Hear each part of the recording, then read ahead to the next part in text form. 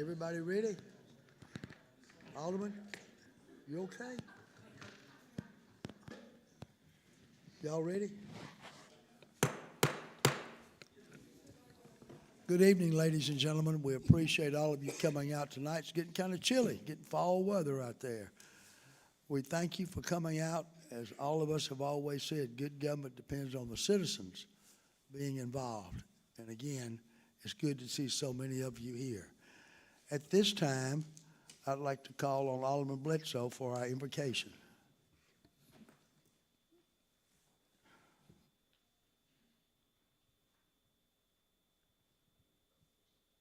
Just a second.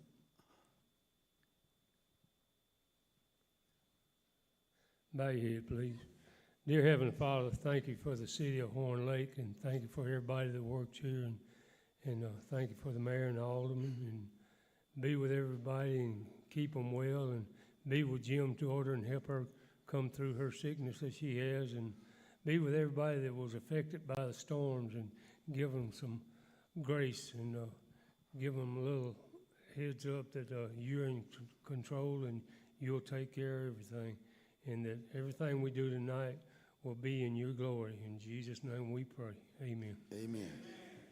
I'd like to call this meeting to order and ask everyone to please rise and join in the Pledge of Allegiance led by Alderman David Young.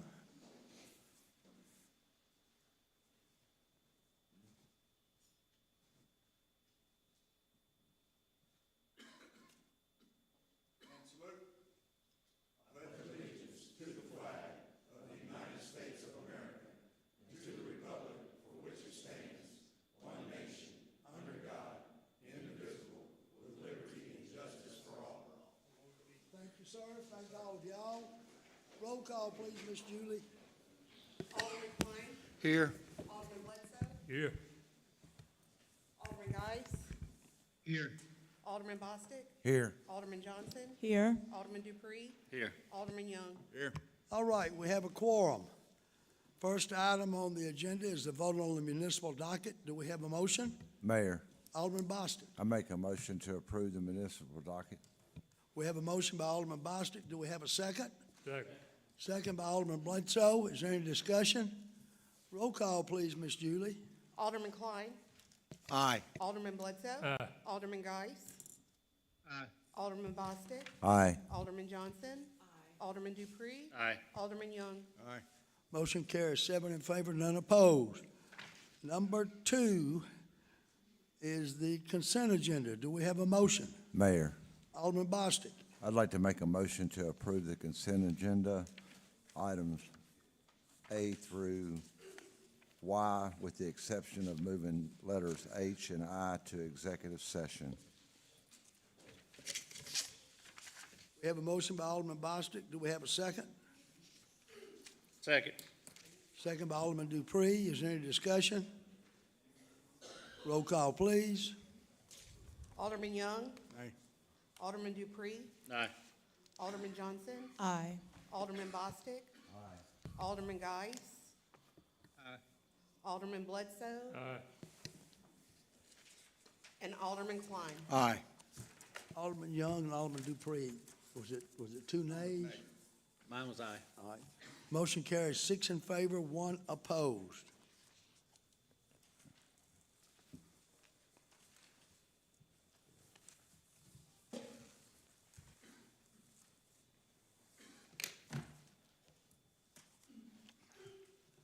All right. Number 3 is the claims docket. Do we have a motion? Mayor, Alderman Klein. I make a motion, on the claims docket for general funds of $902,292.81. Library fund of $1,260.51. Economic Development Fund, $70,571.69. Utility Fund, $421,131.05, for a total docket of $1,395,256.06. We have a motion by Alderman Klein. On the utility fund, what was that figure, sir? $421,131.05. $131.05. Is that what everybody else has? Pardon? All right. We have a motion by Alderman Klein. Do we have a second? Second. Second by Alderman Bledsoe. Is there any discussion? Roll call, please. Alderman Klein. Aye. Alderman Bledsoe. Aye. Alderman Geis. Alderman Bostic. Aye. Alderman Johnson. Aye. Alderman Dupree. Aye. Alderman Young. Was that a nay? Motion carries 6 in favor, 1 opposed. All right, we are down to number 4. Letter A is a proclamation for Extra Mile Day.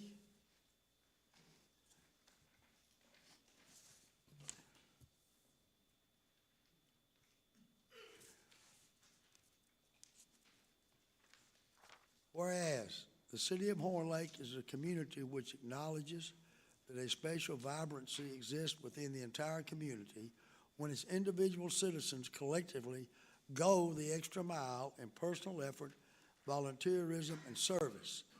And whereas the city of Horn Lake is a community which encourages its citizens to maximize their personal contribution to the community by giving of themselves wholeheartedly and with total effort, commitment, and conviction to their individual ambitions, family, friends, and community. And whereas the city of Horn Lake is a community which chooses to shine a light on and celebrate individuals and organizations within its community who go the extra mile in order to make a difference and lift up fellow members of their community. And whereas the city of Horn Lake acknowledges the mission of Extra Mile America to create 550 Extra Mile cities in America and is proud to support Extra Mile Day on November the 1st, 2024. Now therefore, I, Mayor of the City of Horn Lake, do hereby proclaim November the 1st, 2024 to be Extra Mile Day. I urge each individual in the community to take time on this day to not only go the extra mile in his or her own life, but to also acknowledge all those who are inspirational in their efforts and commitment to make their organizations, families, community, country, or world a better place.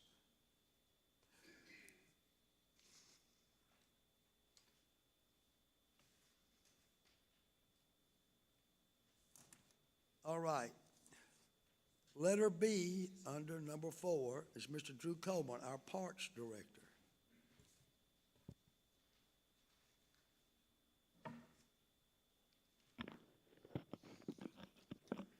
Good evening, Mayor and Board of Aldermen.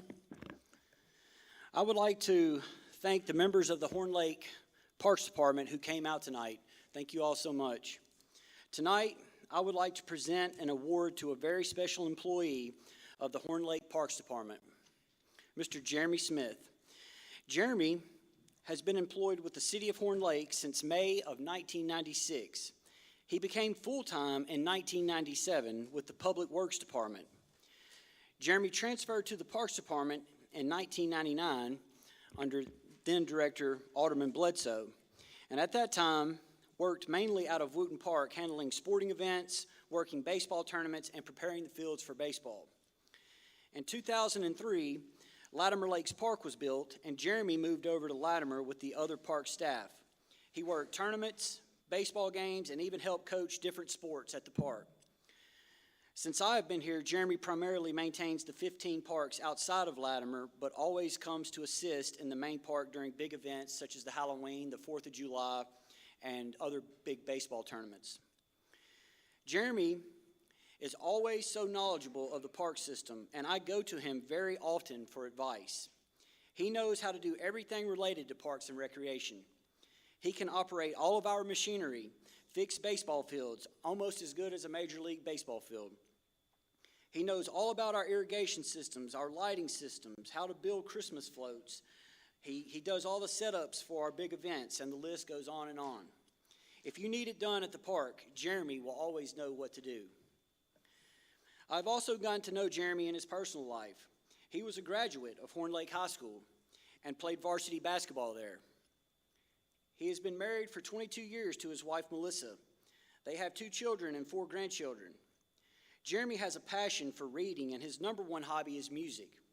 Jeremy loves to listen to different types of music, but his favorite is rock. I would like to add that I think Jeremy is a great movie critic. He loves to watch movies and then analyze them, and he's really good at it, especially Star Wars. We both love Star Wars. At this time, I would like to present this clock to Jeremy Smith for his 28 years of service to the citizens of the city of Horn Lake, and the Horn Lake Parks Department. And I want to read something on this plaque real quick.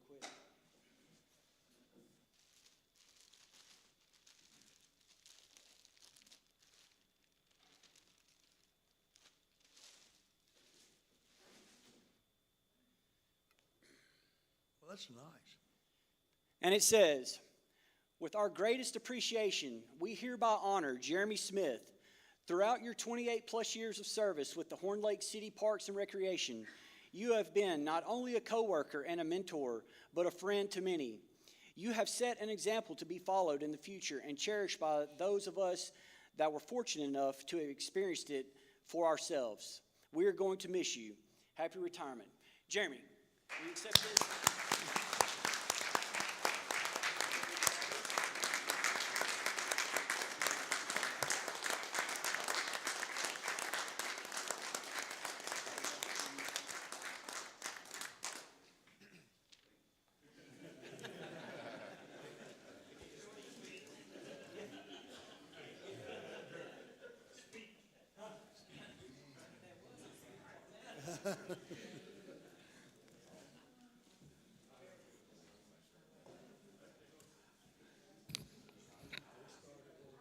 Mr. Jeremy, every word of that was true, and we do all thank you, not only for the work you perform, but your attitude with everyone, the other members of the staff, with the citizens.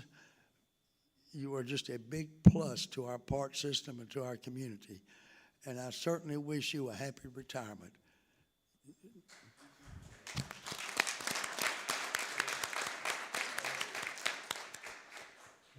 Alderman Bledsoe would like to add a few comments, Mr. Jeremy.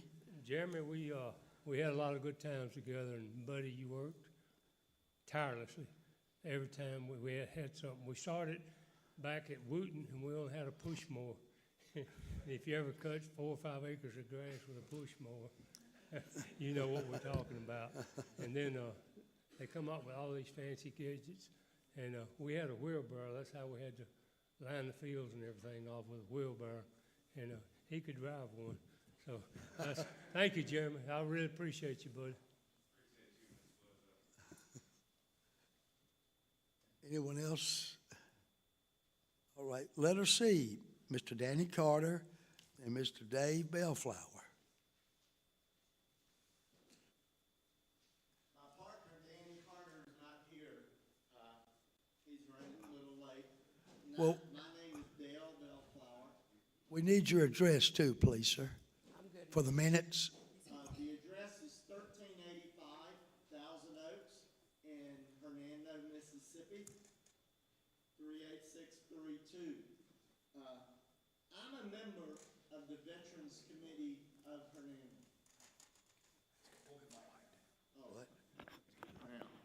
I'm a member of the Veterans Committee in Hernando, Mississippi. That Veterans Committee was started back in 2017 by a Mrs. Carol Young and her husband Gerald. At that time, they put on the Veterans Day Parade in Hernando, and they still do, along with 14 other members of this committee. They have done that faithfully, except for through the years of COVID. And after that parade, which I'm sure some of you have been to, we then take them down to the Army National Guard Center on McCracken, and we feed those 350 to 400 veterans and their families after that parade is over. The next thing that we do, in the month of December, We then go down to the National Guard Center and feed those soldiers, their spouses, their children, and Santa Claus comes to those children, and we provide them with age-appropriate gifts. Now, the third thing that we do, we were approached by the city of Hernando to put up Veterans Day banners.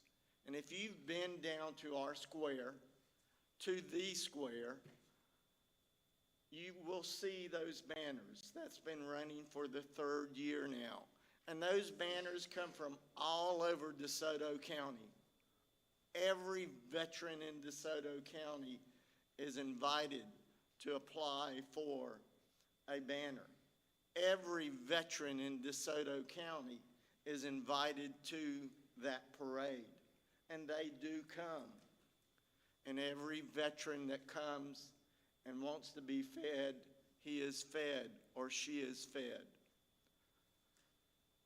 So, the project I'm here to talk to you about tonight is a project that's been on the committee's mind for at least 4 years. And we finally were able to get it put before our Board of Volunteers, and they agreed that we would do this through majority vote. You have the packet before you that I gave to your city clerk. You should see in there a photograph of the Veterans Memorial that we are proposing.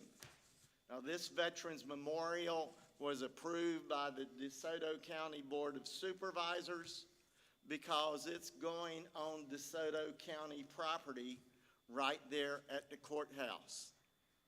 So, this Veterans Memorial, while it may not be in the city of Horn Lake, it is in the county seat. And it represents every veteran living, deceased, and future in this county. Now, the DeSoto County Board of Supervisors, after they approved it and after they looked at the area of land on the courthouse that we want to put this on, they donated $5,000 to this project. $5,000 gets them their name printed as a sponsor. The very following week, the city of Hernando also approved a $5,000 donation. So that's why I'm here before the board tonight, is to request a donation for that memorial. Don't think of it as a Hernando memorial. It's a DeSoto County memorial for our veterans. It's a DeSoto County thing. Now, we are requesting that sponsorship level of $5,000 from you tonight because we want the city of Horn Lake Board of Aldermen and Mayor 2005 to be on that memorial. There will be no city seal because we simply do not have the space for it. Now, these sponsors will be on the reverse of the memorial because everything we do through this Veterans Committee focuses on the veteran. That's the object, the veteran. That man or that woman who said 20 plus years ago, or even 3 years ago, that they were willing to lay down their life for this country. After they were discharged, they became a veteran. A veteran is very important to this county and to this state and to the United States of America because they said they would give their life for the service of this country if it was required. Any questions of me, gentlemen, ladies? Mr. Bellflower, number one, thank you and the committee for what y'all are doing. Horn Lake has always firmly supported our veterans.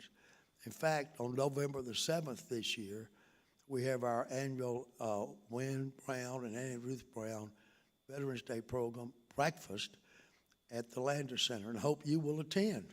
Yes, And sir. all of you who are veterans, it is free. The speaker will be the High Sheriff of DeSoto County, Sheriff Thomas E. Toggle II. We will have patriotic music by the Horn Lake Choir, which goes over the country and overseas. And most of all, the veterans will have our gratitude for all that they have done. Now, I believe that your goal is $25,000 for this project. Our goal is $25,000 for this project. That is the estimated price that we were given by the vendor who is in Memphis that's going to produce this for us. Now, you said that DeSoto County Board of Supervisors and the city of Hernando each gave $5,000. Has any other city contributed? Not yet, sir. This is the only city that I've been able to reach out to. I do have a meeting scheduled with the city of South Haven on the 22nd of this month. I am reaching out to Olive Branch, and I have reached out to the town of Walls. All right, sir. Yes, sir. Does anyone on the board have any questions or comments? Alderman Young served in the Navy, and somehow our Navy is still afloat even after his service in it. Alderman Young. It's called life jackets. Mr. Bellflower, you and I have met before at the VFW in Horn Lake. Or That's down exactly there right. and the American Legion here. Y'all do an awesome job. We appreciate y'all. And y'all do an awesome job with Well- with what y'all do at the Landers Center. I've been there. I know you do an awesome job. I'm just, a lot of people say, thank you for your service or whatever. Thank you for being the reason that I served. This is a yes for me. As you know, we have a new grant system. You squeaked in about that far between us hammering it. Are you going to be going to the other two cities? Yes, sir, we are. I am scheduled to speak before South Haven on the 22nd. They were scheduled to have me speak tonight, but they postponed their meeting to the 22nd. Okay. Where's it going to be located on the ground? It's going to be, you have to be familiar with the courthouse square, the courthouse grounds. You know where the police memorial is located? We're going to be located on the south side where the single American flagpole is at. We were going to have to buy a flagpole if we didn't locate it there. So That's a good that's spot. where it's at. If you know where the community center is, who we do everything with for our fundraising, is through the Community Foundation. It's on that side of the square. Good place. Thank you. Yes, sir. Thank you very much, Mayor. Yes, sir. Anyone else? Alderman Geist, do you have any questions?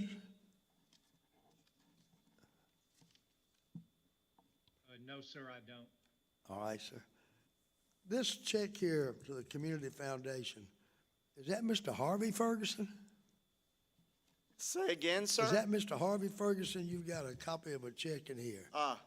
He is one of the private citizens who has donated so far. He is, of course, the former mayor of Hernando. All right. Oh, that's Tom. All right. Thank you, sir. Harvey Ferguson. Now, Harvey Ferguson was You a banker. sure it's not Tom? It's Tom who you're talking about. This is,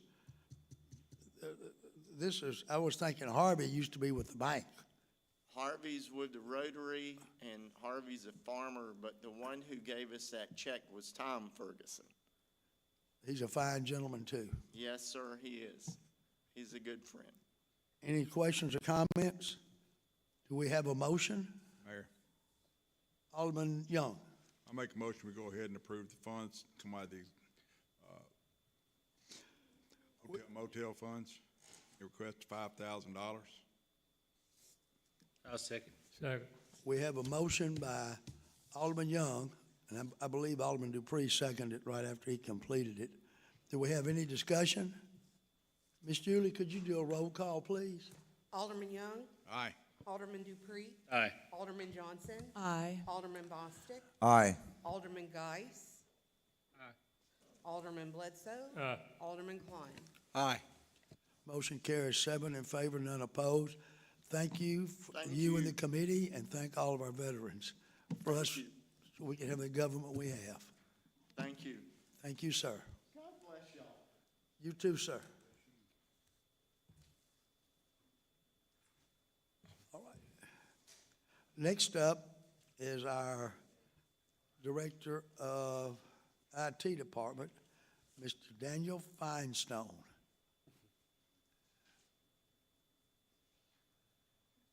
Good evening, Mr. Daniel. How are you, sir? Oh, no. Well, I don't have a teleprompter, so these are my notes. Alderman Klein, you're going to be in charge. I'm going to go. Now, I wanted to address you guys tonight because we did speak some during the budget hearings and stuff, or not hearings, but Mr. the Daniel. budget discussions. Mr. Daniel, excuse me, yes. can I get you to raise your mic up a little bit? Thank you, sir. All right, is that better? Yes, sir. Okay. During the budget discussions, and, you know, it became apparent that it's, a lot of the terminology we use in IT, people don't fully understand. But as they say in Missouri, show me. So I wanted to kind of show you some of the things we've been doing and then show you why we're doing it. So I won't go through this just yet. We'll start with pictures. So when I got here in 2022, or this is the kind of the agenda of what I'm going to go through, how far we've come, current projects, deadline for projects in 2025, and looking forward to 2026. Where we were when I got here, as I told you before, there was 0 managed antivirus. Your switches on our networks, we could not see what device was plugged in at the end of a network or into any jack in the building. In City Hall itself, 35% roughly of the cameras were working for on-premise. We had no ability, central our workstations out in the field. You know, if there was a problem, we had to immediately leave our desk, go out there. If there was time permitted, sometimes that would take 2 days to get out to somebody, just depending on how critical. We had 40 workstations that were running either Windows 7, Windows XP, Windows Vista, or Windows 8, which were out of compliance in 2015. Windows 7 went out of compliance in 2018. 10% of our workstations carried a warranty. We had 13 servers that were end of life with their operating system, which meant by government they were unsupported. Microsoft would not support them. Our servers had 0 warranties.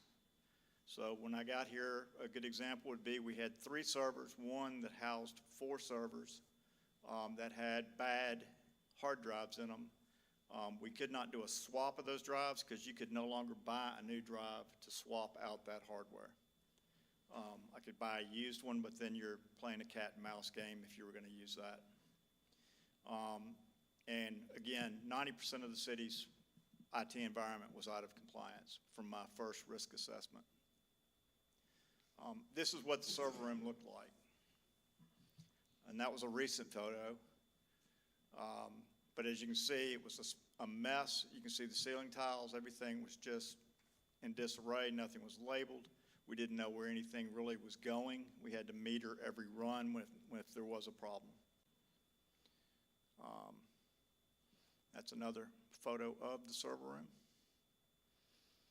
And this is what the server room looks like today. Okay, it looks a little better.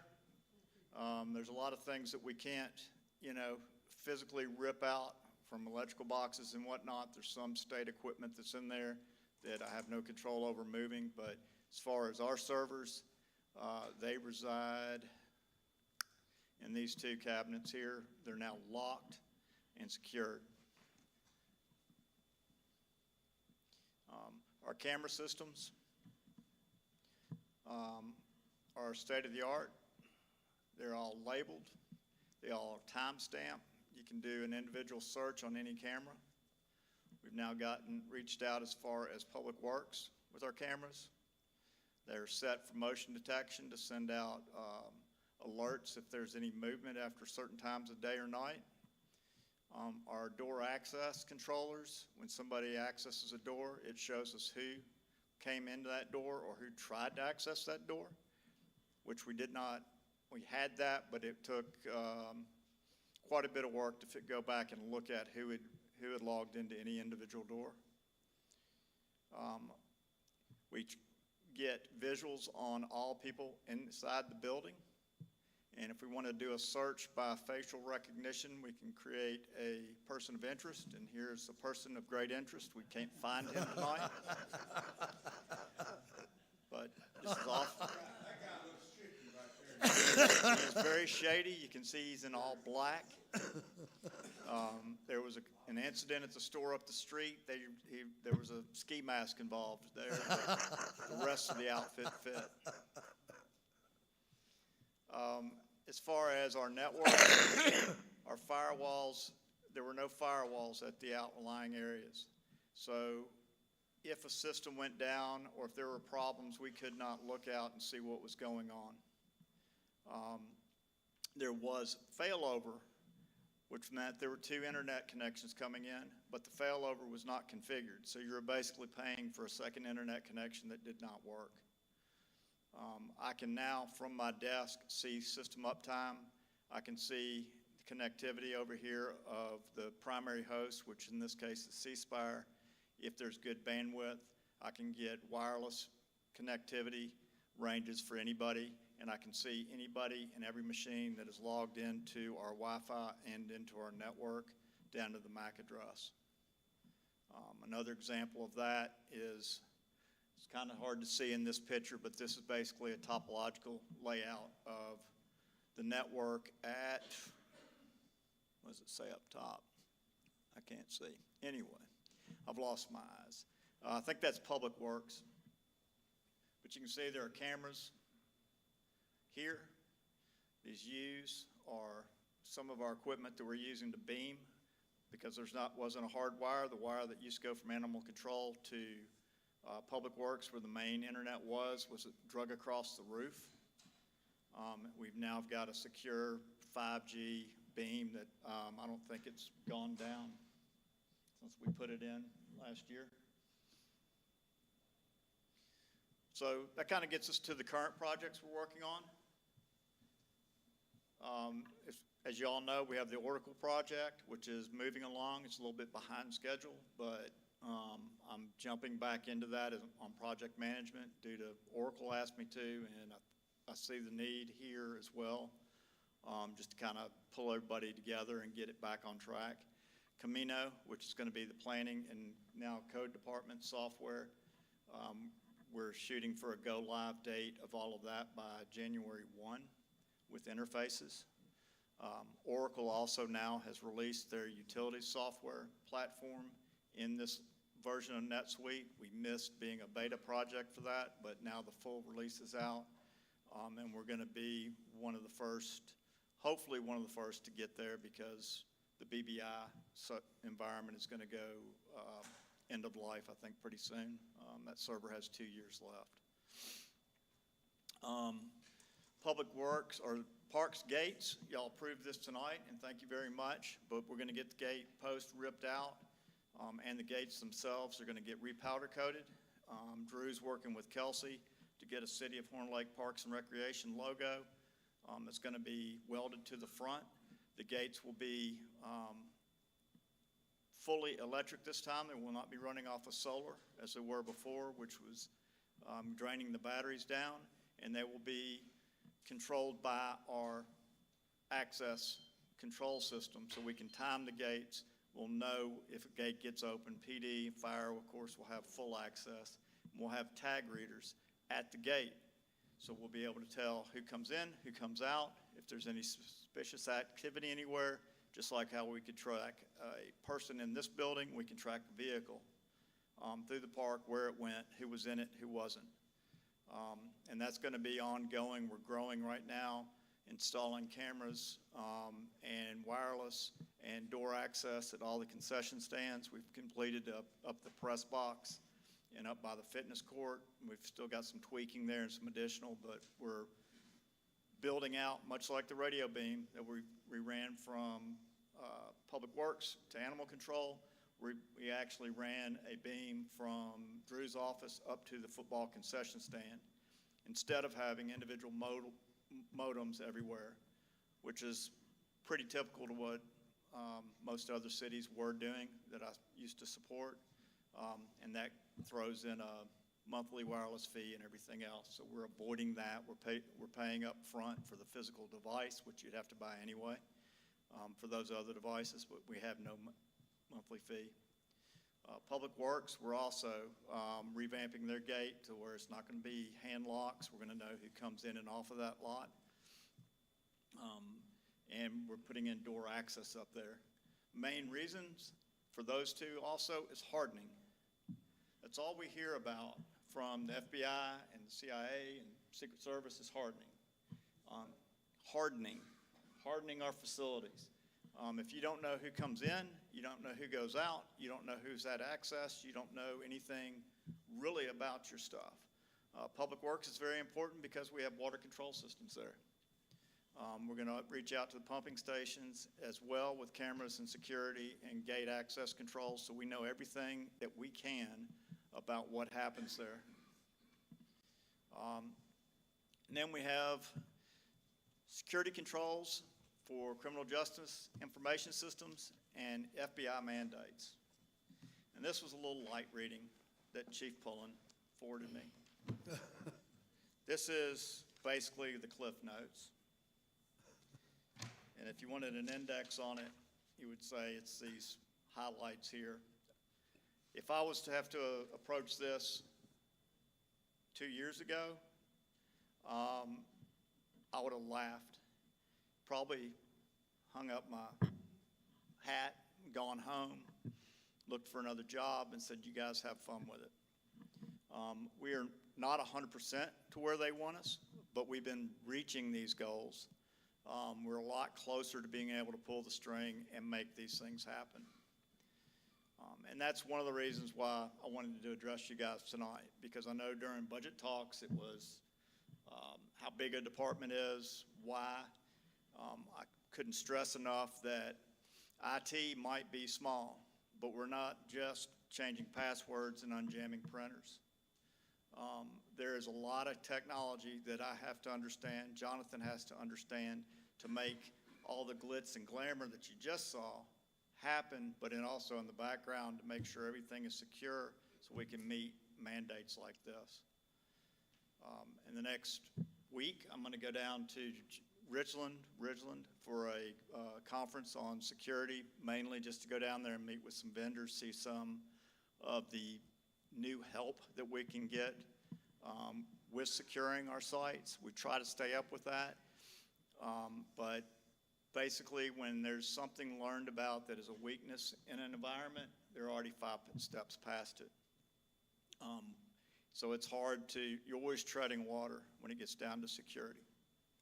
And that's where, you know, I want you guys to understand that when some of these big bills come through for some of these things, it's not because this is what I want to do. Believe me, if security, you know, all the kids that are now going after security degrees, they don't understand that what you're doing is looking at log files, looking for intrusions, how it happened, where it went inside of a machine. We had a small virus on one of our laptops. It took me 3.5 days to figure out exactly what it did. We knew it didn't infect anything else from our remote scans, but I also then had to go and dissect that machine, try to figure out what it was attempting to do, if it could have done it, and also what to look out for in our security systems to lock it down to make sure that somebody didn't click on something and have something like that introduced again. This is the state now. All of our in terminals have antivirus. Our switches are now managed, as you saw. I can see what's plugged in down to the end. The city cameras, security cameras are 100% here.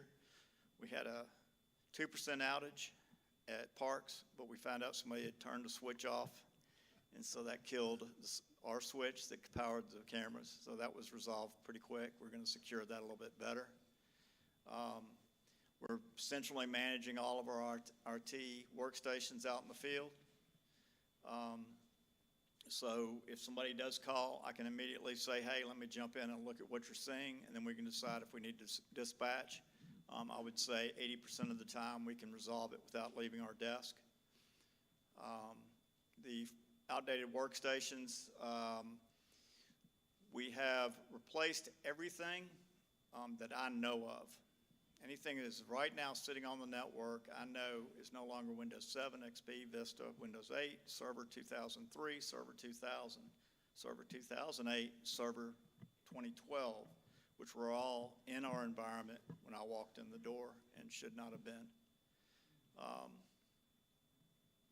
All of our servers are now carry a next day service contract with Dell.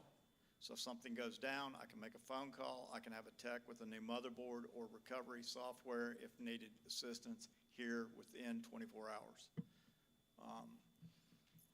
The only server that's out of contract right now is the Syscon server for the court system and the BBI server, which we're working towards. Its software is good, but the server itself doesn't have any support warranties on it. And then we're about 75% of where we want to be, and that's with Microsoft reporting and looking at our environment through their products and how we've locked things down. You can never reach 100% without breaking everything. So this is where we need to go, and this is some of the things that we talked about. Is physical hardening, which is going to be the cameras, the door access, the way we lock doors, making sure, outside of IT, even file rooms. If there's any personal identifiable information, credit card information, court system information, or anything that's sitting in a file on anybody's desk, authorized people are the only ones, or people with clearance are the only ones that really should be going through there. Walking through a file room with unlocked doors is a big no-no. Even though it's not an IT thing, I'm still responsible for making sure the doors are locked and we know who walked in that door at any given time. And if we can't keep it locked, then we have to have a camera on it. You get a lot of kickback or blowback for making that request with some people. But when I have a mandate, it is what it is. And I will enforce it however best. I'm not here to make friends. I'm here to make sure that nobody's data is exposed and to make sure that I'm providing to the city what you're paying me for.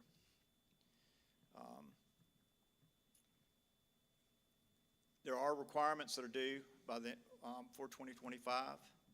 I'm building out the best case timelines. Most of this, depending on after I meet with some of the contractors, I'll know. I know what needs to be done, but I also need people that can give me a sanity check because I know I am not the smartest IT person in the world. I know enough to be dangerous in some things and not enough to be extremely dangerous at others. And seeing it built and building it and then setting an option bit that says you can't do this unless can sometimes have a chain reaction that rolls down and eliminates people's access to the system. And We don't have a true sandbox environment where you can sit there and build something up, run tests, see what happens when I lock this down out of the firewall, if it stops the fire department from getting text messages, or if it shuts down PD from being able to use the 911 stuff or breaks anything else. So there's a great deal of testing or thought and theory that has to go behind or before the implementation. So yeah, this is what we're working towards. This was released this was a latest version, which is the 5.9, which is right here. There were mandates for October. We're meeting as many of those as we could, but I can't find every document like this. You would think it'd be real easy. When we learned about it, it took me 6 Google searches to actually find this document, to be able to print it out.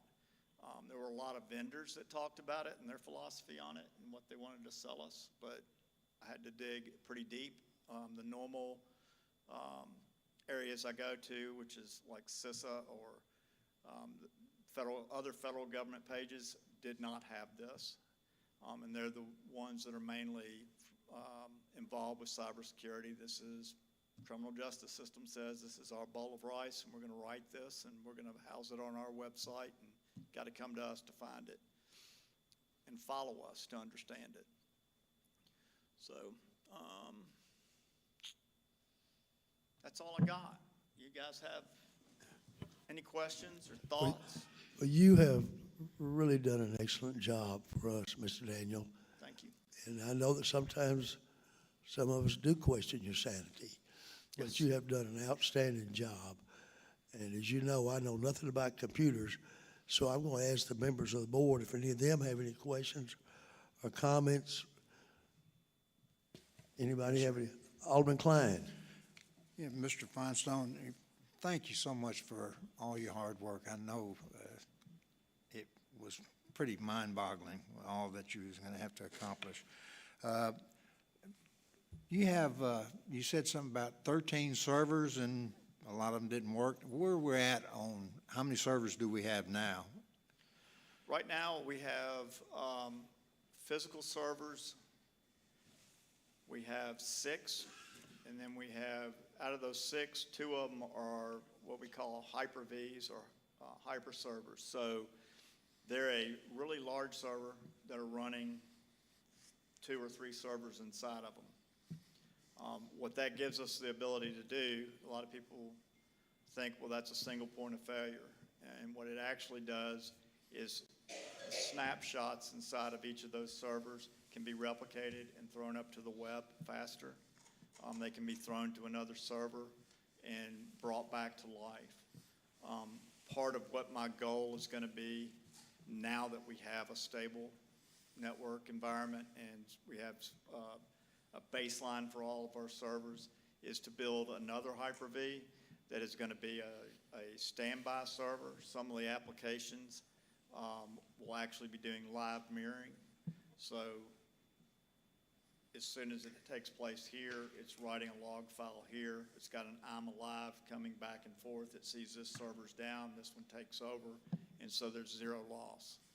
Which is a redundant Yeah. system, is what you're saying. Yep, that's a hot redundancy. Yes. Now, as far as, usually cameras will be designated to a server, and you get only X amount of licensed cameras per server. How does that work? Cameras for a server? Yeah, I mean, as far as, when I say server, it's. You mean clients? Yeah, that's back in, it's, we do have video of what's on those cameras, right? Yes, so the servers, the cameras themselves now are, they each hold 30 days locally on themselves. So like when Drew had 2 go down recently, even though they were powered up, the network was down up there. As soon as they came back up, all the activity for the last 24 hours actually came back and populated. As far as redundancy on the web, we're holding 90 days, I think. If there was a need for increase for a certain area or something like that, we can definitely increase it. But if there is an incident that we know about, we can pull that down immediately and store it. The good thing is, much like when Stephen had some issues a few weeks ago, you can type in a date and time, and it'll take you right to that date and time on that camera. And then if there was somebody you were wanting to watch on that date and time, you can watch from camera to camera to camera their motions. It actually even do a draw, a trace of what they're doing, where they were, where they stopped, for how long. When there was motion, it only records when there's actual motion on the camera and stores those files, so you don't have a lot of lag or extra space being eaten up. Well, I know if you have X amount of cameras, and once you've, the license or that you have, Yep. will, if you go over that, then you gotta go to another whole group costs? No, the Verkada system we're using is cloud-based, and that's one of the big things, that has changed. You don't have a DVR here, sitting locally like we did before, that we had to maintain, that we had to back up. All of that is cloud-based. We can retain if we wanted to locally, but there's really not a need because the sort and the search databases and the, AI, as everybody loves, is all out on the cloud. Chief is about to stand up her body cameras. We've had deep discussions with them and been staging that network. That was part of the presentation I left out. I didn't want to put her under the gun. But with the body cameras, the way that they're done, as soon as they come back in to the building or onto the lot, we're going to have a wireless antenna outside that's going to automatically start uploading those photos. There is no local storage for that. That was one of the things I asked for. We had that option. I asked them if there was a feature benefit of that because, if there is a reason to have it, I've got a server with space. We could maintain that, figure out how we need to back it up, how long we need to rotate. They said there's no reason for that at all because it caches here and then it goes out, and then they've got multiple servers backing all of that up. So, and there is even an option to, which we will investigate down the road, to have it cell phone or 5G enabled in each of the cars as we build out the networks in the cars that are permanent, to where it could be a real-time upload if they needed to see something, and get real-time video to a command and control center like you would see on NCIS, how they're running their drones and everybody's looking at it. That's all fiction, but we can get as close to the technology today would let us be for the money. I got one more question. Yes, sir. You had up there Munis. Yes. Munis, is it going away? I'm doing everything I can to get rid of Munis.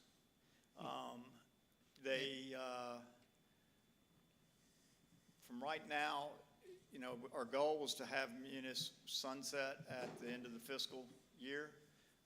There were some delays there. And so we've now, I think, crossed over those delays. My last meeting with them last week was the timeline of I want to get things moving and live in Oracle on between January 1 and January 30. I'm going to push. I won't be liked for that, but I'll do it because it needs to be done. Right now with Munis, it's every other time there's a problem, it's, oh, you need to upgrade. Every time we upgrade, it breaks 6, 7 other people. That takes my time away from being able to do what I need to do because, there's not much I can do to support an end user because I don't know how to go in and run this report or create this PO or all that stuff because I don't have access to it. I shouldn't. It's, separation of duties. I can have the keys to give people access, but doing it, I don't have the keys. And that's just a good, secure thing, so you don't have a lot of theft and manipulation of books. But yeah, so we're doing everything we can. you guys approved, more client licenses today. That was because we found out that there were more people that we are being told need to be in Munis that we didn't realize needed a client license. There was a debate over that. That ran on for quite some time. We put that to an end, got a quote. You guys have approved it now. So that was one of the last linchpins, I think, that are holding us up. There might be a couple other data things. I've got AJ in discussions now. We're going to start bringing over the HR stuff. My goal is, if anything, we can run 2 sets of W-2s, but to have all the information from HR in Oracle and ready to go live when it's time to run W-2s. So it's just, you know, it's scary. It's not, but it's at some point, just like anything else, you got to rip the Band-Aid off and just go forward and get it done. Because by the time you put it off, there's going to be another reason to put it off, you know? Thank you, sir. Alderman Young. Just to make sure I got your presentation completely understood. I think you missed that Blah, blah, third blah, sentence. I missed that, yeah, okay. Yeah, that was a No, misquote. it's, I didn't say that. we've had some good discussions on that, and you're going in the right way. You and Jonathan are doing an awesome job. The Oracle, that will be the mobile unit, is that correct? No. Part of it? Oracle will be our enterprise, our accounting system. Accounting system, so that's Yes. gonna take over Munis, Yep. and Camino. Cameo will be Camino.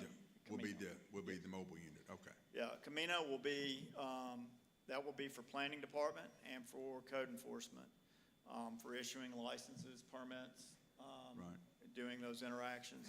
Code enforcement, have got their templates for their, ticketing and whatnot. We've got, mobile units. We hadn't purchased them yet, but we're gonna start reaching out, getting the tablets and the vehicle stands and getting them mounted, and having like a printer like you'd see at a rental car lot at the airport when they print you out the receipt. It'll be a thicker card stock or even a sticker that they can put on a door. So, you know, just depending on what direction Belinda wants to go ultimately with that. But we'll be able to do that real time, ticketing and ordinance lookup and photograph posting. So we're not bringing back jump drives, plugging them into the networks and opening up other vulnerabilities as well. And having numerous Excel spreadsheets with information in docs that are unsearchable. Okay, one other question if I may, Mr. Sir. We all know that there's a dollar amount that comes with this, and it's never cheap with this information technology. And we all know it's going that way, and it's going faster than we've gone in the past 20 years until now. I'm glad y'all are doing what you're doing. I would like to ask if you would, sir, and I know you will. I know how you operate. You're a pretty smooth operator. Please be proactive in keeping us updated on the number.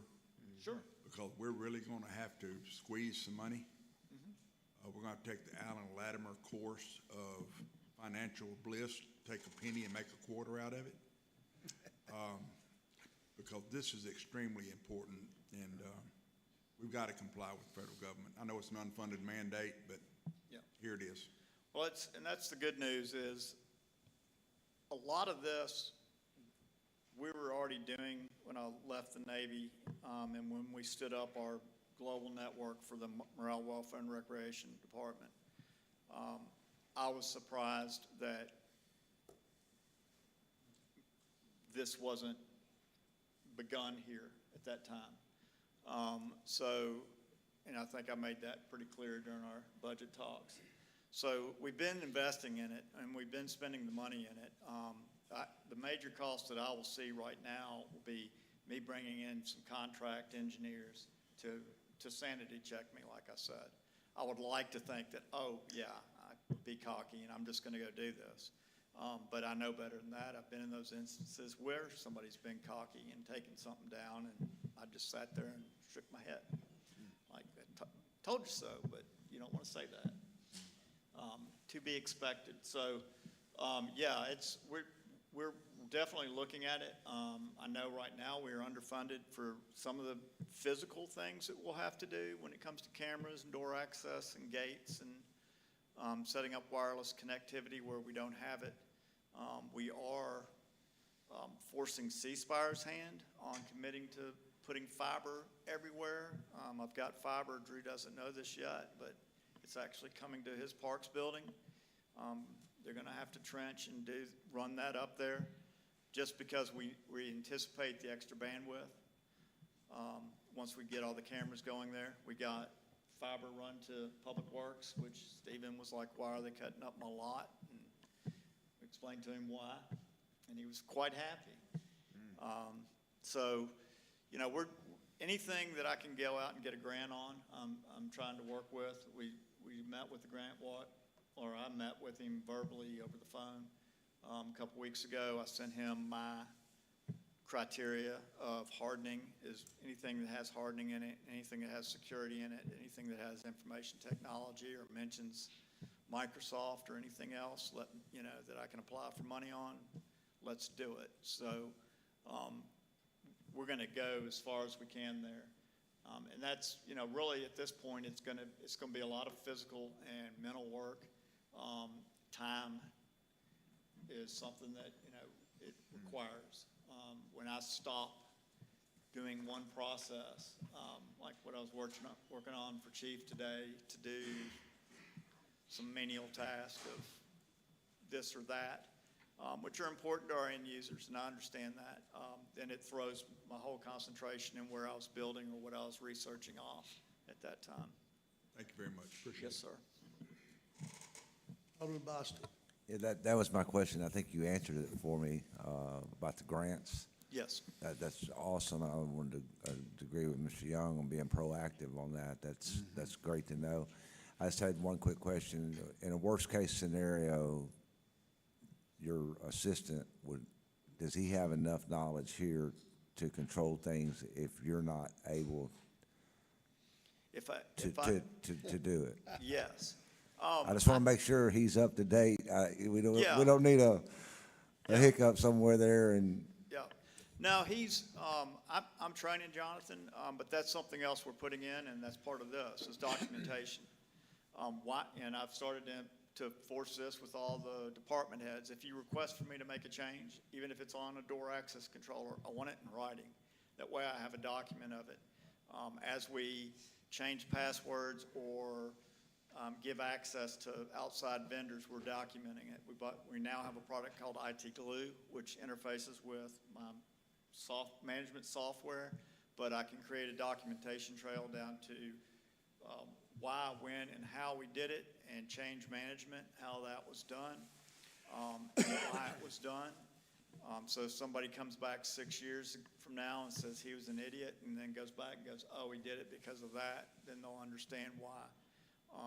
And that's part of all of this, because if an assessor comes in, they're going to want to see the whys, wheres, and whens we're doing it, any type of compensating control we have for something that we know is out of compliance. It's not good enough just to say, well, that's going to be too painful for me to do. There has to be a reason, and then that reason has to be justified, and then it has to be documented why we're doing it that way, and then what we're doing to control it outside of the preferred method, if that makes sense. So just because I want to, as you hear your kids say, or just, and it's not because I told you so, like our parents would tell us. It's actually, it is what it is. This is why we're going to do it. And if you can't do it that way, then you're going to have to explain it, and then you're going to have to explain how we're going to protect it. That simple. Yes, sir. Anyone else? Alderman Johnson. Mr. Daniel, thank you so much for bringing us up to speed. Sometimes we like to think that we live in Mayberry. Yes. We don't. That world is gone. Thank you for putting these safeguards into place that we need for the protection of our citizens, our employees, all of the things that you mentioned. They are documentation for if anything happens or if any information is needed. Cyberspace is very scary, and, you know, there are predators everywhere for everything. Think about, you know, our credit cards being used here, different entities taking money or just having access to personal information of our citizens. So the safeguards that you are ensuring for our city protects us all. Thank you so much for that. You're very welcome. And you can know that our credit card data is secure. You've now got the chip and pin readers as up there from our court systems, which were not in place, which held us out of compliance. We also run daily scans on the network to make sure there's no social security numbers in plain text documents or credit card numbers. And if there is, our software will let us know, and it will alert me, and I can pinpoint the document and alert that person of how to protect it. Alderman Dupree. Is it, on your side, do you control the 911 system and the CAD system as well, or is that separate? I wouldn't say I have 100% control over it. I would say that we are working with the vendors and PD on that, making sure that our needs are met, and then performing the duties that CAD or 911 need us to do. There's a certain point where with their software they have requirements, but we also have requirements. And I run into this with all of our vendors where they say, well, just do this. And it's like, well, that's fine for you, but that's going to open us up here. And that's really what my role is with those guys is, you know, even though you are you, this is what I know. So Yeah. this is what this is how we have to approach it or explain it to me. But yeah, we manage those servers as best we can. We try to interfere as little as possible. But as far as if a server goes down, like when the CAD server went down, we had that rebuilt and back up, I think within 48 hours, 100%. So yeah, that was a complete recovery and new server. So is there a backup plan in case we have a natural disaster, like in Florida and North Carolina, West Tennessee? So I was thinking about that. If we don't have to worry about hurricanes, but tornadoes, earthquakes. Right. I mean, is there some type of system? I'll give you a good example. When 9/11 happened, my sister worked in Tower 2, and they had another office that was up the street in Upper Manhattan, 64. She was late to work that day. But on that day, their procedure was to back up their servers and send them out via FedEx, and then FedEx would take it to the other office and drop it off, and they would drop off the previous day's backup. So at that precise time, both packages were in the building. So they learned at that point they should have been doing network backups instead of a physical tape backup. We're doing cloud backups. The Barracuda device and our software license allows us to spin up a virtual server, which is one of the reasons I went to Hyper-V's in our environments. So if something physically happened here, the servers are out, backed up in what we call full metal on Barracuda, and they can assist us in standing up what we think are the most important, and then bring everything else back online. Thank you. Yeah. Anyone, Alderman Bledsoe? We went from a soft target to a hard target. Is that pretty well saying it? I'm still soft. We're getting hard. We're getting harder, I guess I should say. You know, again, I've been to security stuff, even for like credit card stuff, and they'll say, you know, we might certify you today that you're safe and you're doing everything we want. But if you get breached tomorrow, obviously you missed something and you weren't, and it's still your fault. And I watched attorneys argue this fact at a training session for credit card compliance. So we're doing everything we can. We're going to get there. I'm going to do, you know, what I think is in our best interest, and also meeting with the department heads and figuring out what they hear they need. I know Stephen and I have talked numerous times about what his needs are. we're adding other things as well for hardening, vehicle tracking. We got approved tonight, the radios for Glenn's group at Animal Control. So that means that, now they're part of our hardening of the city. If they see something or know something, they can immediately respond, or they can be brought into a situation if ever needed. When it's all hands on deck, they're able to listen in on that bandwidth if they're called to, which is what it's all about. So right now, we're night and day than where we were. Oh, yes. Yeah, it's, we are, like I said, there are a lot of guidelines out there. If we were to take every guideline and put it together, this one is a accumulation of most of those. It's a lot of redundant stuff. And we're probably within the 75% grouping, and it gets back down to some procedural things that we haven't been able to enforce. And those are the last steps, really, that I'm looking at, is locking down physically access, who has access, when they have access, why they have access, and then saying, it's going to be painful, but you're going to have to do this to log in, and you're going to have to do this from home, and it's not just a free market log into your personal email on your work computer, because that opens up viruses and stuff like that. So we're going to be shutting down a lot of doors, trap doors. Anyone, Alderman Bostic? I just had one last question. Is there any way possible, if it's okay with the mayor and the board, that you could come back before us in about 3 or 4 months with a short update of what you've kind of talked to us about now? Certainly, I'd be happy to And give maybe, you. and maybe not take 30 minutes, maybe, just 5, 10 minutes, kind of let us know where you're at and keep us Sure. up to date in that. Okay, thank you. Certainly, yeah, no, that's why I took the time just to bring you up for 2.5 years in 30 minutes. So, as the projects go and as we get through January and we know where things are there, I'll be happy to come back and discuss it. Yep. Anyone else? Quick question, if I understood you correctly, because I know nothing about computers. That's a mouse. The BBI will be gone? BBI is a smaller software entity. It does not look like they are going to move forward with newer versions as things are happening. And with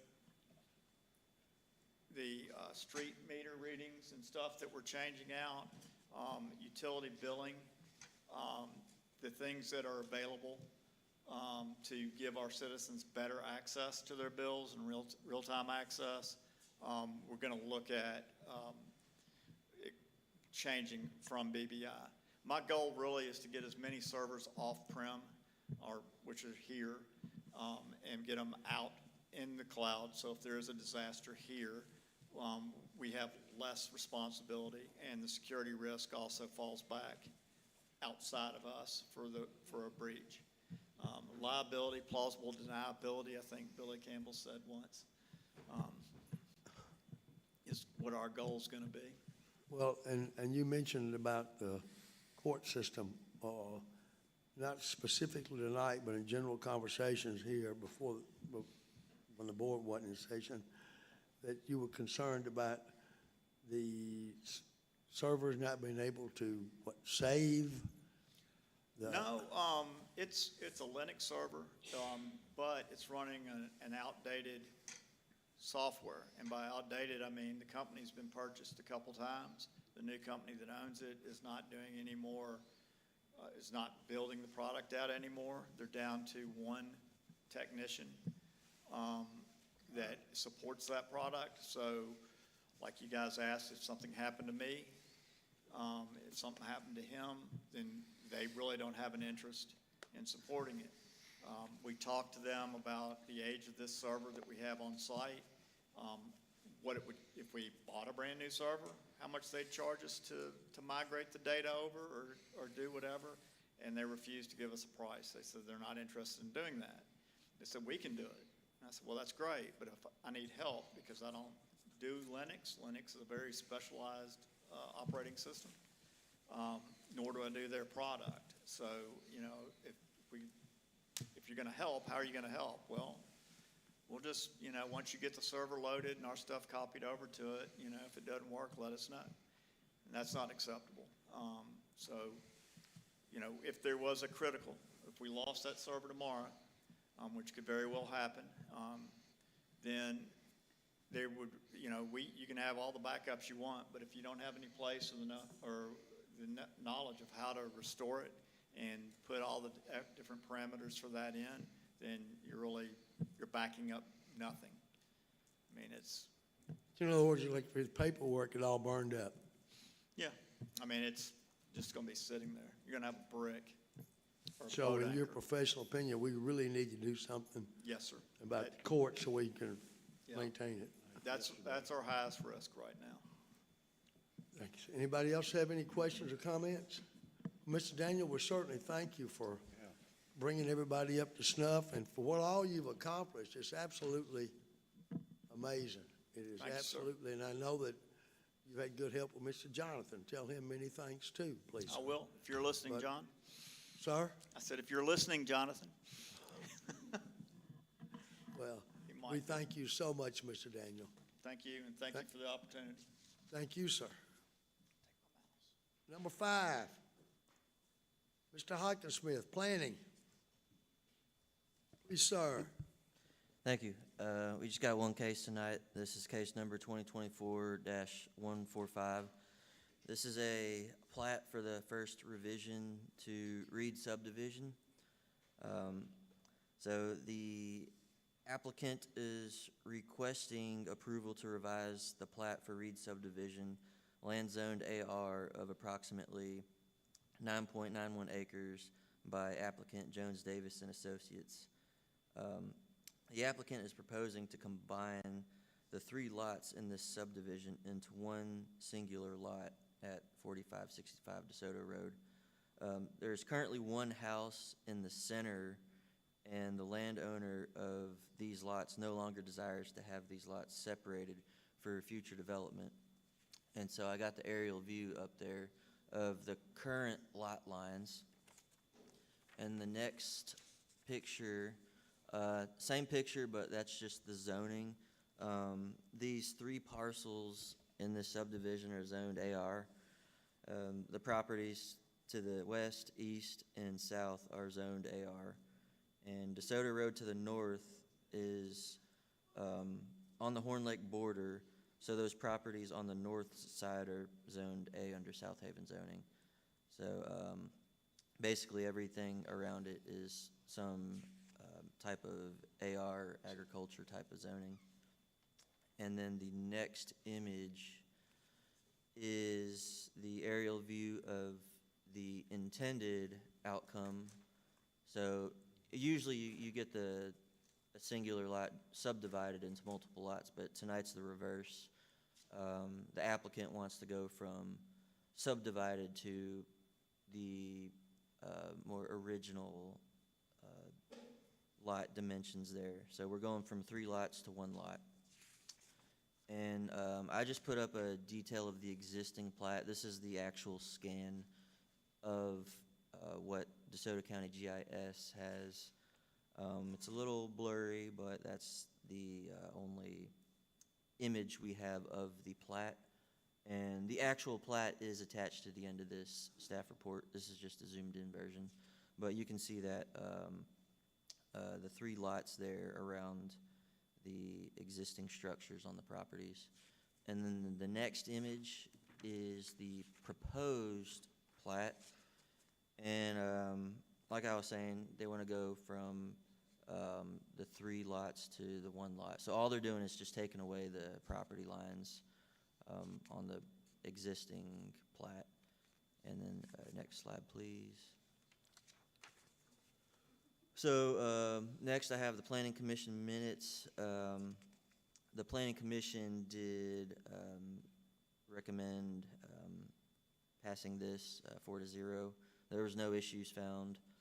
And then for staff comments, planning staff researched all the relevant ordinances regarding plats and did not find anything in the drawing of the property lines conflicting with those regulations.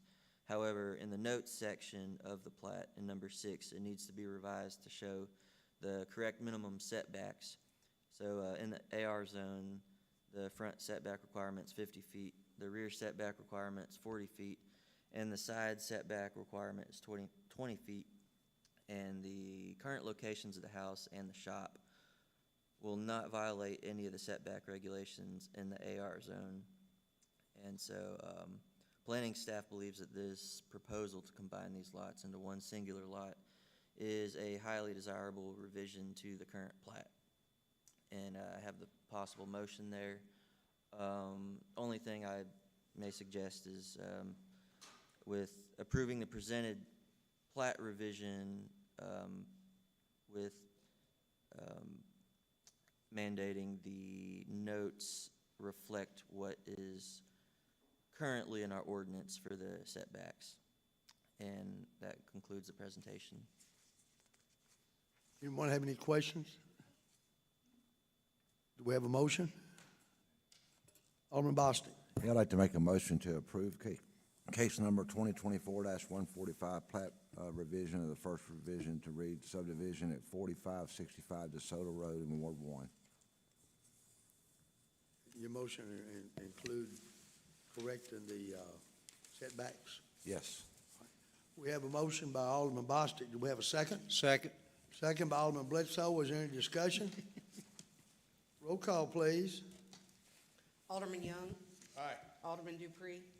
Alderman Johnson. Aye. Alderman Bostic. Aye. Alderman Guy. Aye. Alderman Bledsoe. Aye. Alderman Klein. Aye.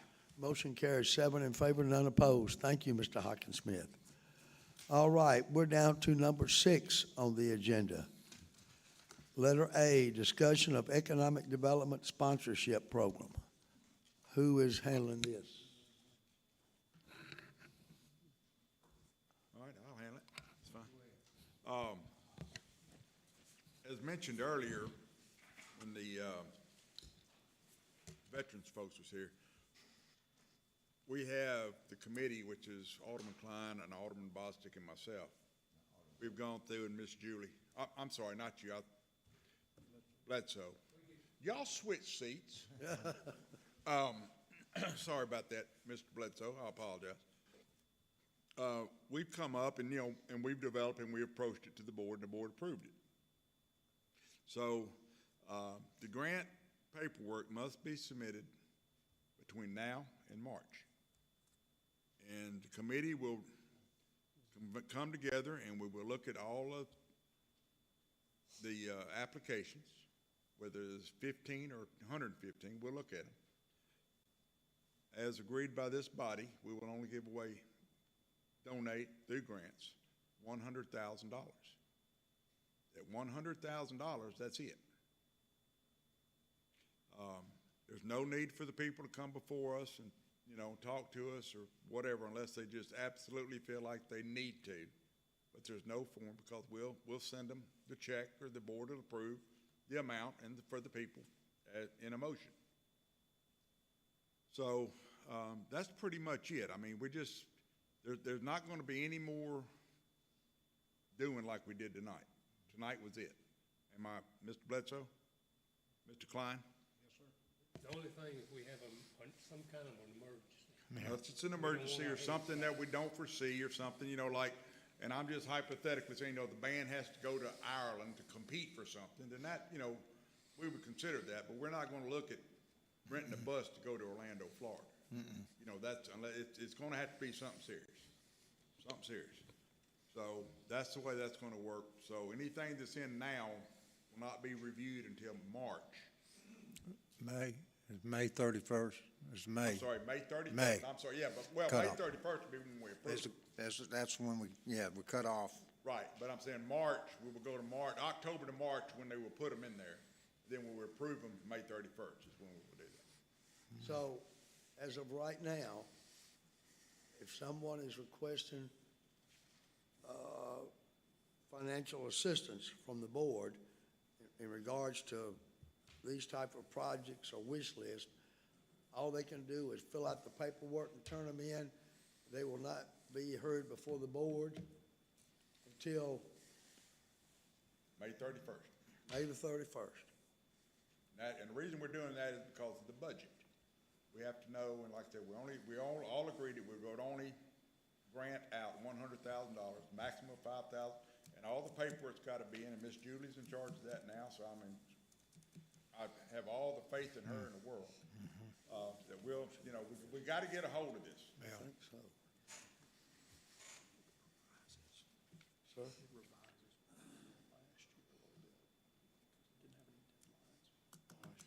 That's right. Thank you, sir. After talking to Mr. Campbell, it's a little revision from last year because there's no deadlines. So to make sure that it's locked in and to avoid any possible conflict and disputes and hard feelings, we need a motion to reflect what y'all have come with for tonight. Who's going, does somebody have a motion? Yeah, I can make a motion. And we're doing I guess a drop dead date as far as you have to have it in by then, and we approve by May the 31st, but your application has to be in by March, in March. And then they'll know by May 31st if they've been approved or not approved. Well, this will be And that's board actually policy. that'd be for actually the next year. It'd be for years to come unless the board decides to change it. Is Right. that correct? Yes. All right, sir. Do you need a repeat of that, Mr.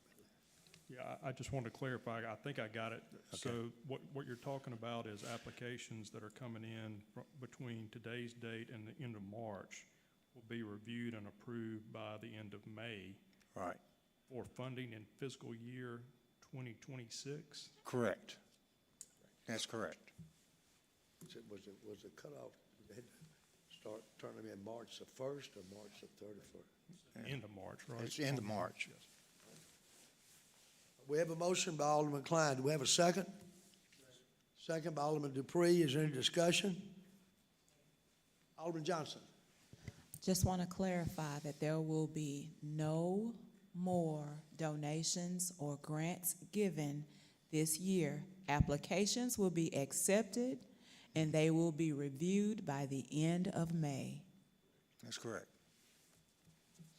Thank you. Alderman Bledsoe. And the reason we did this, so we could be fair to everybody, and somebody couldn't come, oh, they got money, we're gonna go down and get us some. So, anyway, we're trying to be fair with everybody. Paperwork, cover yourself. All right, that's it. Good job. Good job. Any more discussion? Just one other thing I want to add if I can. sir. Alderman Young. Alderman Bledsoe is exactly right, as is Alderman Klein in the motion. But the other thing is, we've got to be good stewards of the money. And if they come up here to audit us and want to know where this money's going, we got to have a track record of it. So we got to make sure what we're doing and how we're doing it. So the big guy walks through the door, we got to know, oh, here, you can look at this. It's a CYA for the city, but we also want to be extremely fair to everybody asking for money. Give everybody the same opportunity, And when the 100,000 is gone, it's gone. So this even includes golf tournaments between now and Everything. everything? Okay. Alderman Bostic. I guess I'm a little confused. This is for 2026. So for the year that we just started now, for 2025, if somebody wants to come, I'm saying if somebody wants to request funds between now and March, But yeah, 25, yeah. Right. that's for 25, 26. I'm saying for 24, 25 that we're in right Hold on now. just a second. Mr. Klein, what do you said roll a year. How do you want to do that in 25? Go ahead and start that process now, October 1? Should be 25, 26. 25, 26. Okay, there's your answer. So Well, that's why I between understand now- that. What you were saying was for fiscal year 25, 26. What I'm talking about is the year that we're in right now. 24 we're in right now through the end of 24 to 25. 25 is what you're asking. That's what I'm asking. What, Well, we're actually in 25, 26. no, we're not. 24, 25? I've I've always skipped a year. It don't matter. Now, we're in 24, 25 now. What you made a motion for was 25 to 26. Yes. And I'm asking about people that come before us between now and 24 and 25. You're saying we're not gonna give any, we've already reached our $100,000 for this year? We're 300-something thousand, yeah. I mean, we've already went over that already, and we just started our year 2 weeks ago. From what I understand from Mr. Robinson, that's not here tonight, we're 386,000 over this year. The money we're gonna have next year, we're gonna have to balance that out and make it float. We ain't gonna have no money. I think that figure you just gave is for fiscal year '24, which just ended. Right, 23, 24. Right, But so that's over. I understand that, but we're still in the hole on that, right? No, we just used prior years' Did funds. we take money from somewhere that I didn't know and put over to make that flush? Prior years. Yeah, the board approved a budget Oh, amendment. then what we need to do then is we need to make this 24, 25. That they can do it by March, the end of March, right? Of 24, of 25, and then we'll approve in March or May of 25. We don't need to skip a year. Well, that's where I got confused at. You were saying 25, 26, and we just But started they're 24, nodding their head 25. no over there, so I'm trying to make sure that we're all on the same page here. Wait, before we go any further, I'm just as confused as other people. I thought it was going to go into effect tonight, which would be 24, 25. Yeah, is that right, Mr. If you're saying Bledsoe? 25, 26, then what, we really don't even need to vote tonight because you're not changing anything. Alderman Bledsoe. Okay, the whole thing is, it's like a school year. You start in September or August, when they do now, and go all the way to June. So our thing we did is, for March, you gotta have your stuff in for after March. We can't do anything till October 1st because we won't have the money. So we get up to $100,000, we give these grants, we got it. Right now, we're in the process, if they come in and give us a thing and we okay it May the 30th or June the thing, and if we have the money, if we're not over our $100,000, we can do it. But if we don't have our $100,000, we can't do it. Is that not right? Yeah, but it needs to be for what year we're in right now, 24, 25. Can certainly change the motion, Mr. Feinberg. Yeah. Because, I mean, there's gonna be people that come up the touchdown club and all these things. There are, yeah, when I touchdown, now, there are some that we have done through the committee that that are not under this grant program. $5,000. Up in the next 3 to 4 months, they're gonna need the money right then. We have the money. But they're not gonna get it until after May. Why do they have to wait till after May to get the money? That's what the committee recommended through this program, and that's what the program is. I mean, I could see after May for the following year, but I'm talking about for right now. If they put in an application right now tonight, Right. it will not come before the committee before March 31st. Is that what you said? Yes. Okay, and then we will not give it away, and we will not give the grants till the 31st of May next year. Wasn't in there in the budget, wasn't there certain items set aside, Yes, like the touchdown club? yes. All right, ladies first. Alderman Johnson. So the people that we already give to, those funds have already been set aside for them? Is that what I'm hearing? Okay, so they should be fine, our normal. Yeah, the touchdown club, those high dollar ones, yeah, those are not included in the 100,000. There's a list of them in the budget that the board passed. There was a list of them in the budget. And so, but you're saying anything that wasn't in that list has to wait, will be under this new policy. Is that correct? Is that correct? No, Alderman Dupree. no. So, I want to get this straight. So, somebody comes in here, our next meeting, and they did their application, they sent it in, and it's got to put on the agenda for them to speak, right? And in a month from now, say if somebody they want to, yeah, if they want to go, a coat drive, there you go, that's good. And the coat drive is going to be in a couple of months, but they can't get their money till next May? I rescind my second on that. Okay. It's getting so complicated. Y'all are trying to reach an agreement or to control something that's gone completely off the track with these giving money out of this economic thing.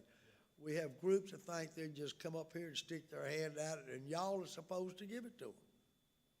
Now, y'all are gonna have to come up with some policy, in my opinion, and I humbly request that you do something to put some organization to this. Perhaps on next year's 25-26 budget, you don't even set aside groups with money. Well, Everything's got to come out of the economic development.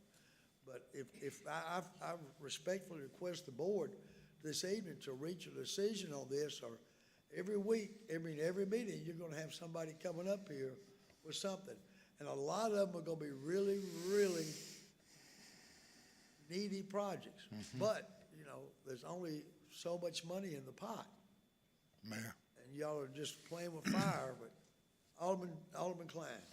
Well, Miss Julie has done a lot of legwork for us on this and putting over the past, She what, does a 3 lot of work years? on a lot How of many stuff. years? Thank you. Boom, boom, there goes the bus. It was quite a few years that she went back,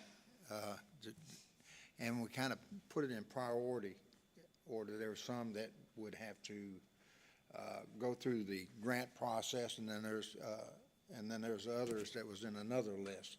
That grant process is, you know, we're matching funds, you know, where other items were like the House of Grace. They you know, they don't have to have matching funds. I think the board You signed know. an agreement with Yeah.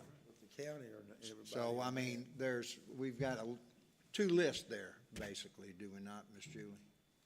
Or is it, If I'm understanding the will of the committee, yeah, that's a two-letter word, but it's really big. So the committee is trying to set an annual giving table, basically, where they're going from October to March. Everybody's submitting their information, everybody's submitting everything in, and in the last quarter of the year, the funds going out. There weren't provisions during our last meeting that I'm aware of that were made for the 24-25 year.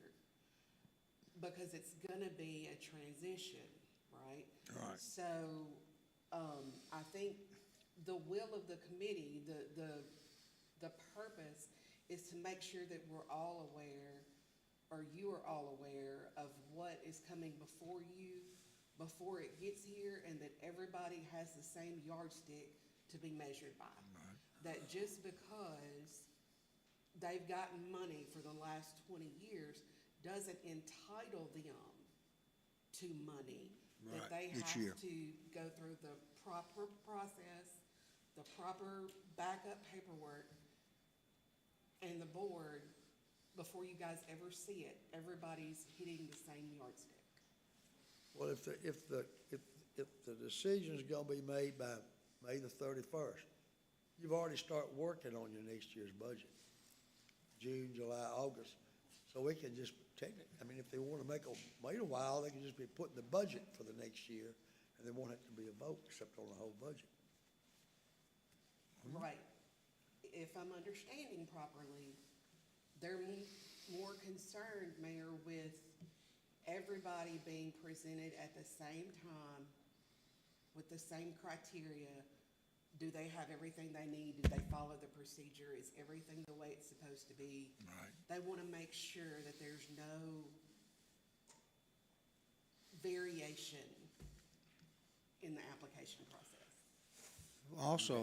Also, we had a letter go out. You've already sent a letter out to all the individuals that usually have been coming before us to let them know of the process. Good. That's already been done. Mr. Campbell?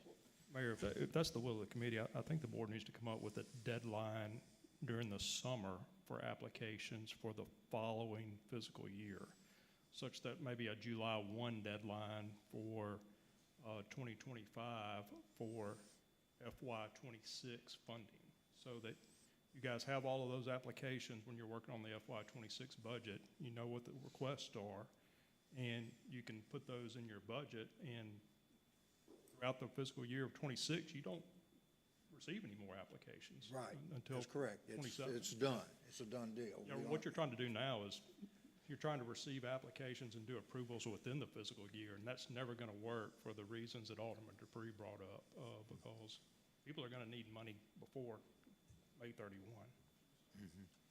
So what do you suggest the motion would be legally to be? Yeah, I think you're already behind the 8 ball on trying to do this for the current fiscal year. I think you need to probably establish a deadline for next summer for fiscal year 2026. Well, and I thought that March is gonna be our deadline, as far as getting to March 31st, with us reviewing by May 31st and approved for the next year's budget. And then I guess Alderman Bostic brought up, what are we doing for the current fiscal year? And it sounds like we're gonna Right. continue the same practice, Yeah. at least for this year. I know it's, we really, we've already have overspent this year's, is what the problem is. But there's people I know that have been coming to us each year, you know, that been counting on it. So, I mean, we might have to do a little transition here just for this year. But with that letter that they should have in their hand, they know that it's gonna be a different process. Doesn't the touchdown club normally come before now? I don't think so. I mean, football season's half over. Yeah, I don't believe they haven't. That's what we said last year. Do remember you have said something the on them season's for over, this and they're year? asking for money for the touchdown club, and the season's over. Retired and passed the baton. So we're trying to Yeah. prevent all that by putting these in there stipulations where you have to have your stuff. And most of the people that we talk to, or she sent letters to, they Yeah. know they need to be here. But if an emergency comes up and we had to okay something, like somebody wants to go to Ireland or something, we'll look at it and vote on it. I mean, it ain't a concrete thing, it's just, we gotta do flexibility on this money, we got $100,000, that's all we're gonna spend. Yeah. Every one of them that stands before us is an emergency, Yeah. every one of them. Alderman Bostic. So you're telling me that Julie already sent out letters to everybody with these dates already before we had this discussion tonight? What was your dates on that? No, it doesn't have a specific date, it's just telling them the outlines of what they have to have in order to, Yeah. meet the criteria. Correct. Yeah. We can make it June. Yeah. Do what? Yeah, We so, can be flexible, we can go to June, I mean, what's the difference? We can go to June, yeah. make it for 25, cause 25, it's gonna be 25, 26. Only half a year. Okay, Okay. can we, do you think it'd be better to withdraw the motion and just have another motion altogether, Mr. Campbell? Yeah. I mean, that's I wanna make think it so, easier Mayor, on- since Alderman Dupree rescinded his, and I was unclear whether or not we were going with FY '26 or FY '25 on these deadlines. All right, what is the motion on the deadlines, Well, we Alderman did Klein? June, would you say? May 31st, which is June 1st. Are you asking me what motion was made, Mayor? No. No, ma'am, I asked Alderman Klein, since he made the motion, what deadline time he wanted in there? And that was March 31st. Did you want to keep it March 31st? Yes, sir. And May 31st as the deadline for us to give the decision to the people that have applied. And we're talking about March 31st of 2025. Yes. Alderman Dupree withdrew Yes, his second. So we have a motion by Alderman Klein. Do we have a second on that motion? Second. Second by Alderman Young. Is there any further discussion? Mayor, I'm still unclear. Is that Okay. gonna be for current fiscal year or? That'd be 25, 26. Okay. And The so- problem I see with that is you don't want the board to have to approve applications by the end of May for funding that's going to be in the next year's fiscal budget. We won't even, the board won't have even adopted the FY '26 budget by the May 31 of 2025. Well, that's what, the idea was to be able to present all this to the board, saying, here is the people that have applied, and here's our recommendation. Recommendation's fine, yeah. I just didn't, the way it read now is, it sounded like the mayor and board were going to approve funding applications by the end of May. Okay. Just present their application, okay. All right, we have a motion by Alderman Klein, we have a second by Alderman Young. Is there any more discussion? Alderman Bledsoe? No. All right. Alderman Johnson? So for the rest of this year and the beginning of 2025, we will not be honoring any request other than emergency requests. I don't think that was part of the motion. I'm just But I trying to mean, make that sure That might be the before. intent of the board. Yeah. You might want to make a motion afterwards. Well, I'd join the crowd. Alderman Young? Whenever, there's two things that people will get extremely wound up about. One is money, and two is churches and religion. Well, we're in one of those, we're in the weeds on one of these. Now, for a long time, we've just allowed them to come up here, which I understand that's the way we did it then. And I hope the public understands this. If the state auditor walked in here tomorrow and said, I need to see your economic development funding package for last year, There would be none. there would be none. Mr. Campbell would be a busy guy trying to cover up stuff in the litter box. We have got to, somewhere, I know it's painful, and I understand, and to Mr. Dupree's saying, you know, well, we didn't know about the golf tournament. We didn't know about, well, if these people are doing their budget the correctly way, the way that we're outlining them to do this and present it to us, then we need $4,200 for this, and I need $500 for this, and I need $100 for this. That's how they need to come to us for a total of $4,900.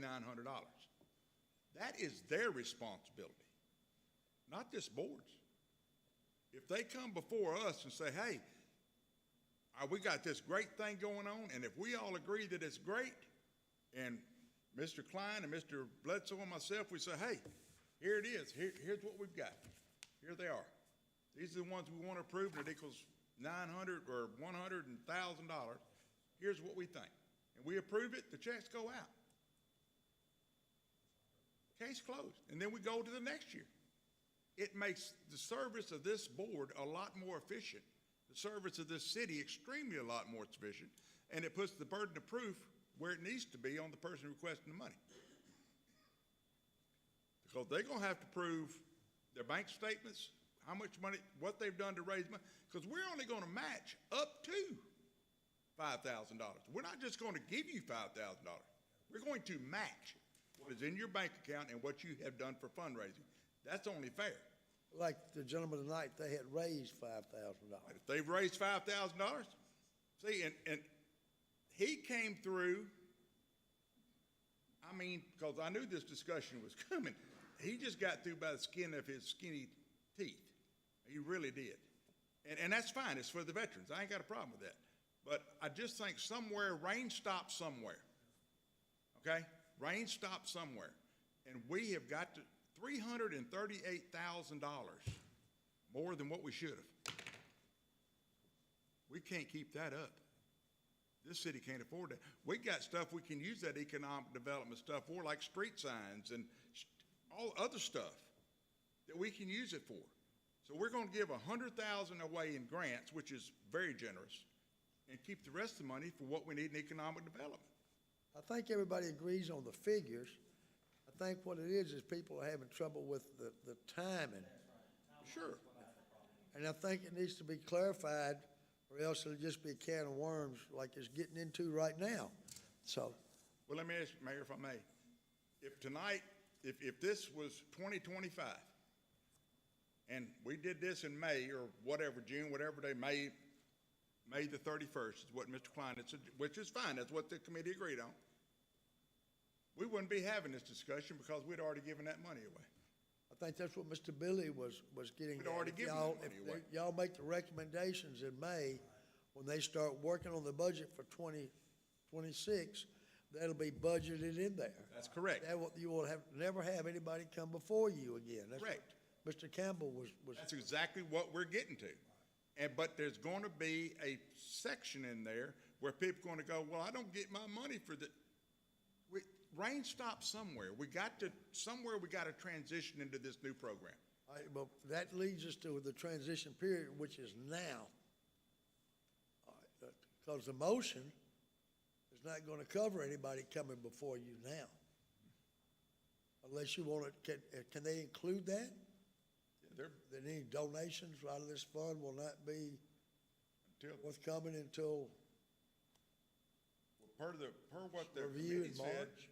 Because you're gonna have people coming up, like Alderman Johnson was trying to point out, that very plainly, that are we gonna give any more money now? Well, as the committee has said, we take applications October, where we're at now, to March 31st. Get your application in because between now and March, we're not gonna do any more money. That's what we're saying. I know there's a period in there where it seems like we're shutting it down. But you have to. We have to. You have no option. Yeah, but is everybody getting a chance to, because we need to kind of move on. It's moving out. We got other people here and then things for executive session. Sir? What does constitute an emergency funding? That's gonna be what the board decides when anybody steps up here. It's up to y'all. See, I didn't know any of this was going on until 10 minutes ago. I didn't, about 2 weeks ago. So, whenever it was, I don't think the timeline is fair to anyone this year. Because they have no idea what we're doing except tonight. They can't do their budget for the rest of this year because it's already set forth. And if we indoctrinate this tonight, all that does is stop them from coming before us when maybe it is in their budget and they didn't know that they had to have it in. Well, I So agree maybe that, next year, I would be in agreement with it, but not this year. I agree with you that there's gonna be instances where it seems it's not fair, but like Alderman Young pointed out, is that just because they put it in their budget doesn't mean that you have to vote for it. I get a light bill, but I don't expect you to pay it. You know, just because they went ahead and put it in their budget without requesting the board to see what the board wanted.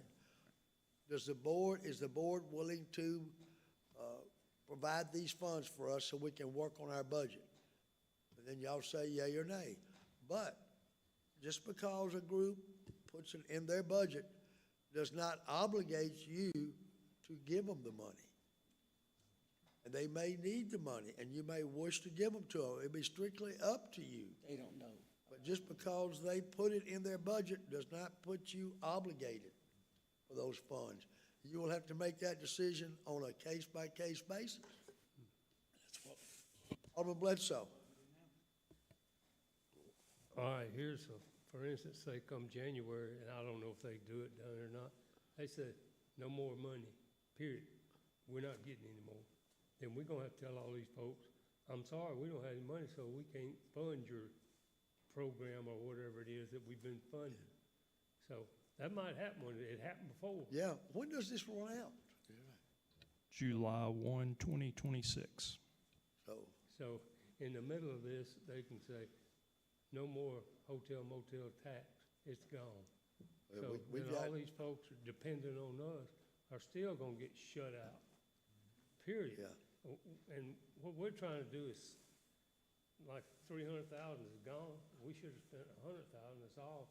And then you got the other to do business for the city. that we can use that money on. I mean, we can give every penny away if you keep it open. I guarantee you, everybody in the world come here, people from Memphis will come down here wanting money. We've had people come in for a coat program, not even living in the city. Right. Last board meeting. We already got a coat program. Yeah. So, you know, I don't like doubling up on stuff all the time. Yes, sir, very good I point. might be beating my gums, but. All right, I think we Just one, all, I make one point. please. Then we'll move forward.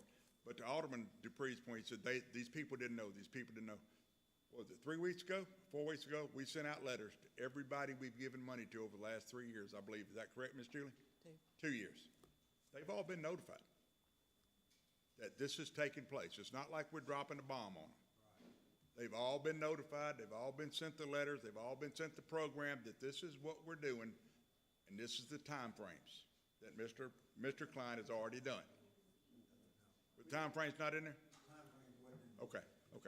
So, but they know it's happening. So, they know. I hate it, but there again. Y'all, all of us have to be responsible for the taxpayers' money. Even if it comes off a hotel motel tax, it's still the city's money, funds. All right, what is the motion? Anybody know? I mean, I've got Alderman Klein making a motion to require all applications to be submitted by the end of March, to be reviewed by the informal committee and recommendations for approval to the mayor and board of aldermen by May 31st for FY '26 fiscal year funding. all right, that's the motion by Alderman Klein. Okay, that doesn't address if somebody comes before you now. Is that correct, Mr. Campbell? All right, the motion by Alderman Klein does not address anybody coming before you right now. No, sir. So we have a motion by Alderman Klein. Do we have a second? Wait, we hadn't had a second yet, please. Let's do this semi-orderly. Do we have a second? Second by Alderman Young. Is there any discussion? Yes, sir. When does it take effect? It will go into effect, what, for the year 25, 26? They have to be submitted by March of 25? Correct. March of 25. Has to be submitted by March of 25. I'm sorry, I just gotta ask this again. Nobody can come before us anymore to this date. Is that correct? No, sir. They can come, they don't have to, you don't have to give it to them. They can come. That's my understanding, isn't it? They still have to fill out the grant program and come before us, where that all's got to be met. What we've been doing, they're gonna continue to do. What the motion is just for 25, 26. Yes. Now, All right, we have a motion, we have a second. Is there any more discussion? now we'll vote for that. Roll call, quick, please. Alderman Klein. Aye. Alderman Bledsoe. Alderman Geis. Aye. Alderman Bostic. Maybe, no. Alderman Johnson. Aye. Alderman Dupree. Now that I know, aye. Alderman Young. Aye. Motion carries 7 in favor, none opposed. Mr. Mayor, just before we leave this, the application process that the board approved last year is still in effect as of today. So the $5,000 limit there, matching funds, $100,000 per year, emergencies, those things are still applicable today. So it's got $100,000 in it already. Yes, sir. So we wasted a lot of time. Well, no, we've got some deadlines marked out now, which is beneficial. All right. Did y'all want to take a few minutes break before we start the next? Because my leg is stiff.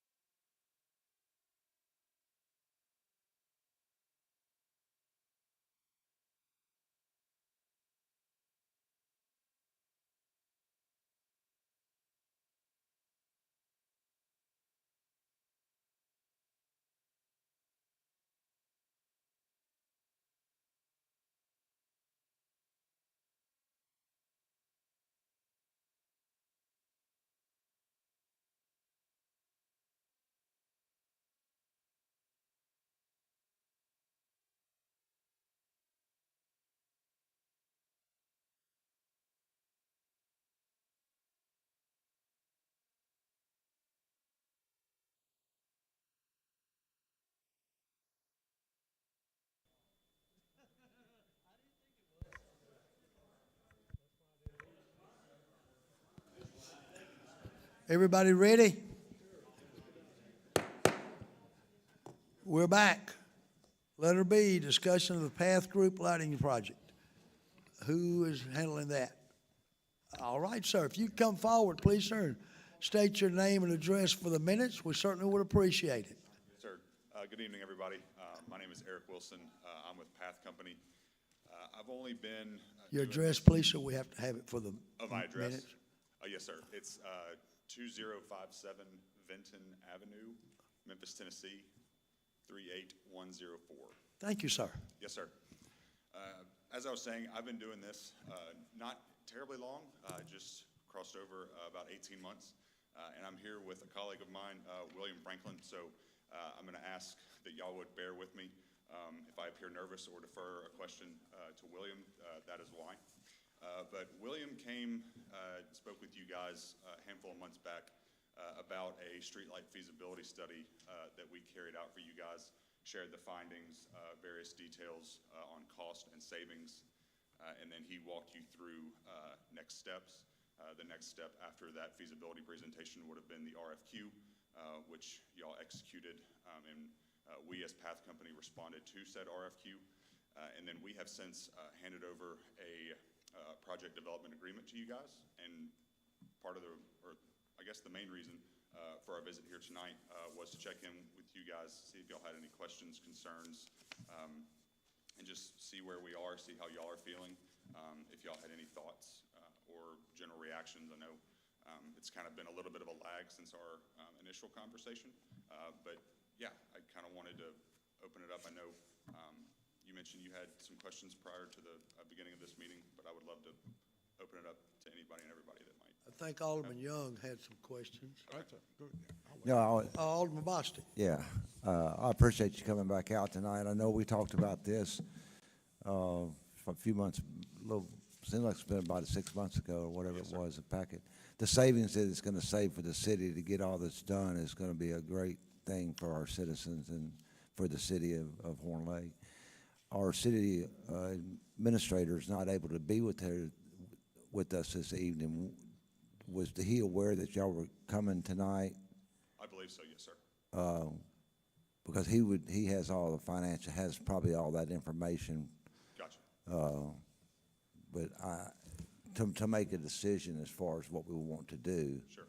I know I met with him a few months back, and along with the Public Works Director, and we were trying to put the pros and cons together of y'all's bid and another bid and things of that nature, and haven't came up with a decision quite yet, which avenue we wanting to go. I just want to make sure you're aware of that. Yes, sir. And Jim's not here tonight, so it's kind of difficult to be able to ask him questions. And Right. when we had that meeting, and we wasn't for sure exactly at that time, so I just want to let you know where we stood on that. Gotcha, I appreciate that.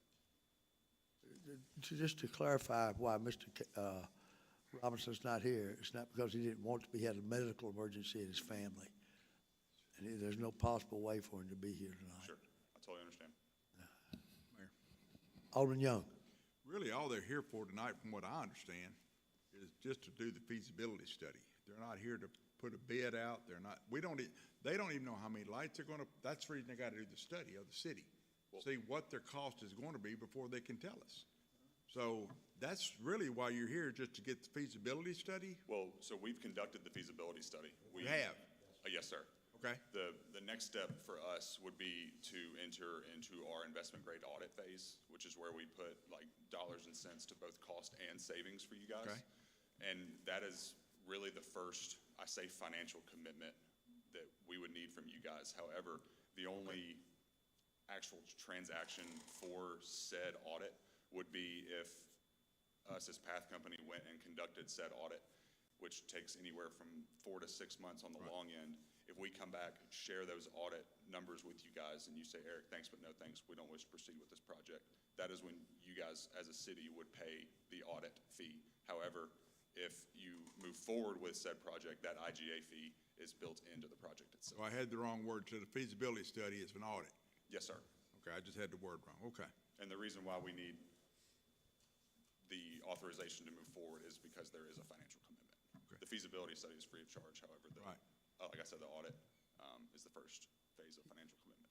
Do you have any idea how much the audit fee is? Yes, sir. It's $25,000. So you're requesting $25,000 tonight to move forward with the audit?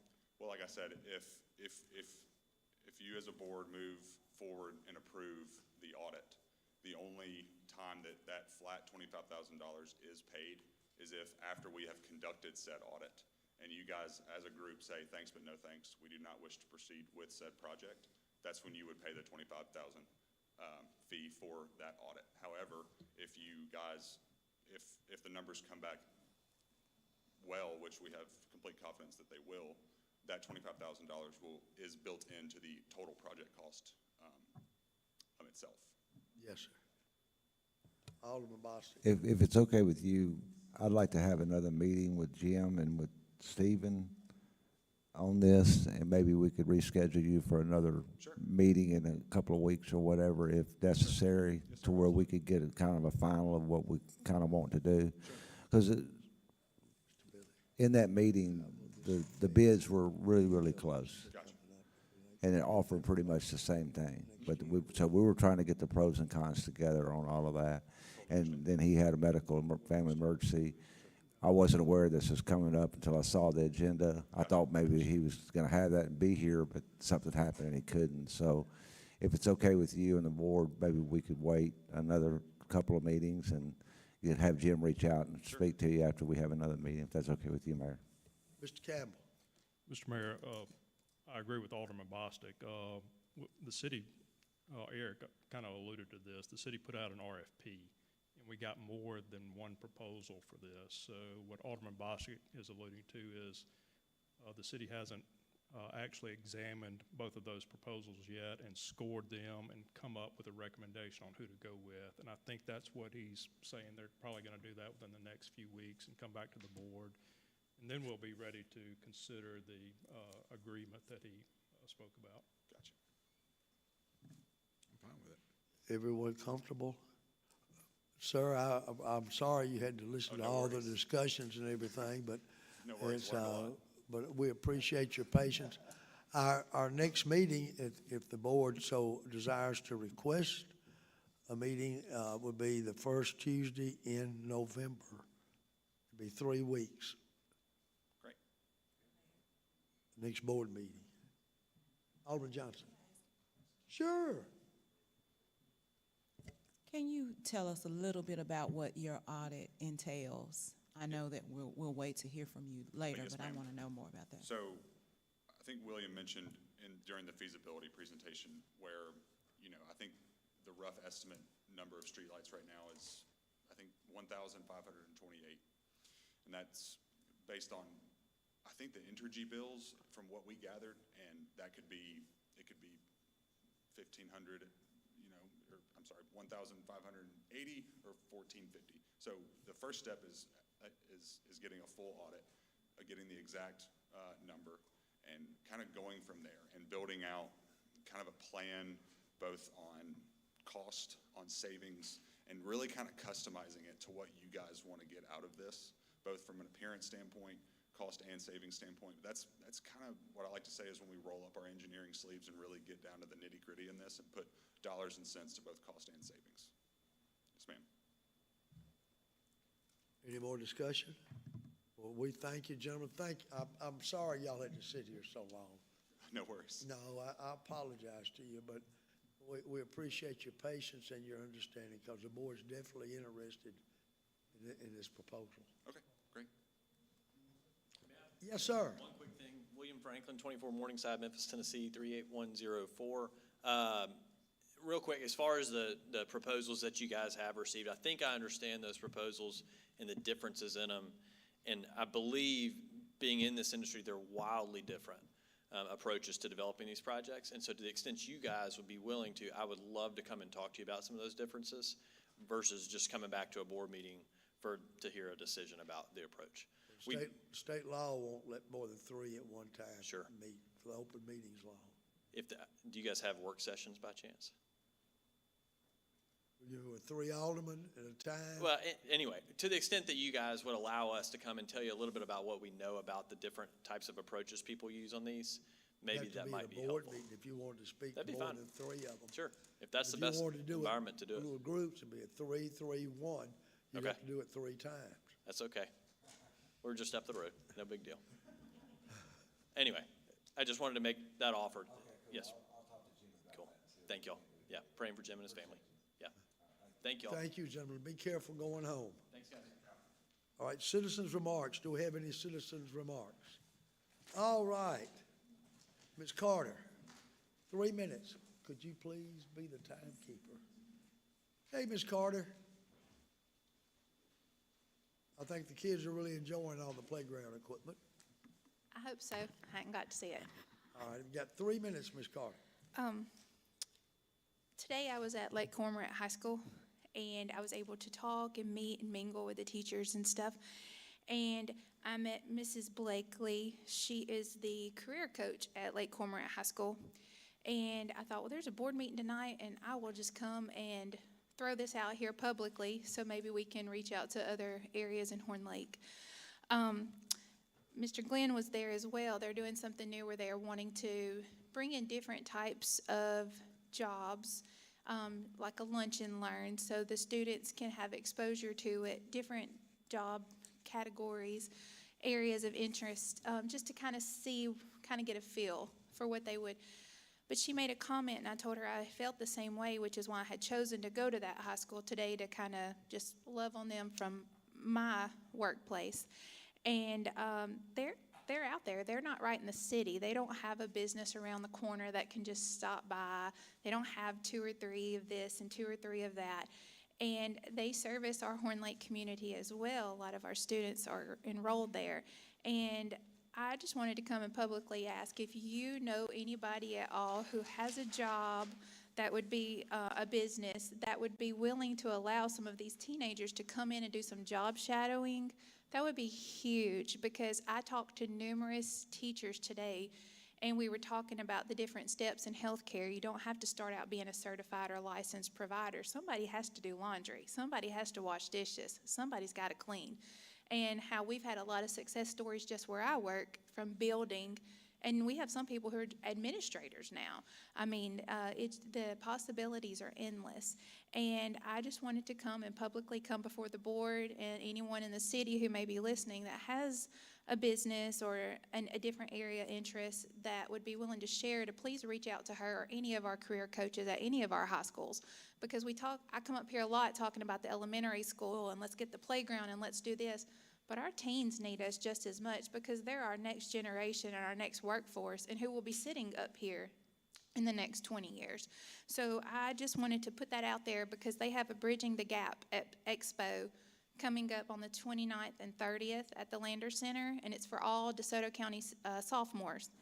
But it should be more than just a one-time year event. Our local businesses and stuff should be reaching out as well to try to help bridge the gap all the time in our schools to help these career coaches and teens. You made a great point, and if I may suggest, you talk to the people, the ladies at the Chamber of Commerce. Yes, we They've did got- talk about that. Yes, sir. They've got all the numerous businesses already. Yes, But thank you for this, and thank you for all you do. yes. Thank you Thank you, so ma'am. much. Y'all have a good night. You too. Bye-bye. Miss Joyce, I don't do French.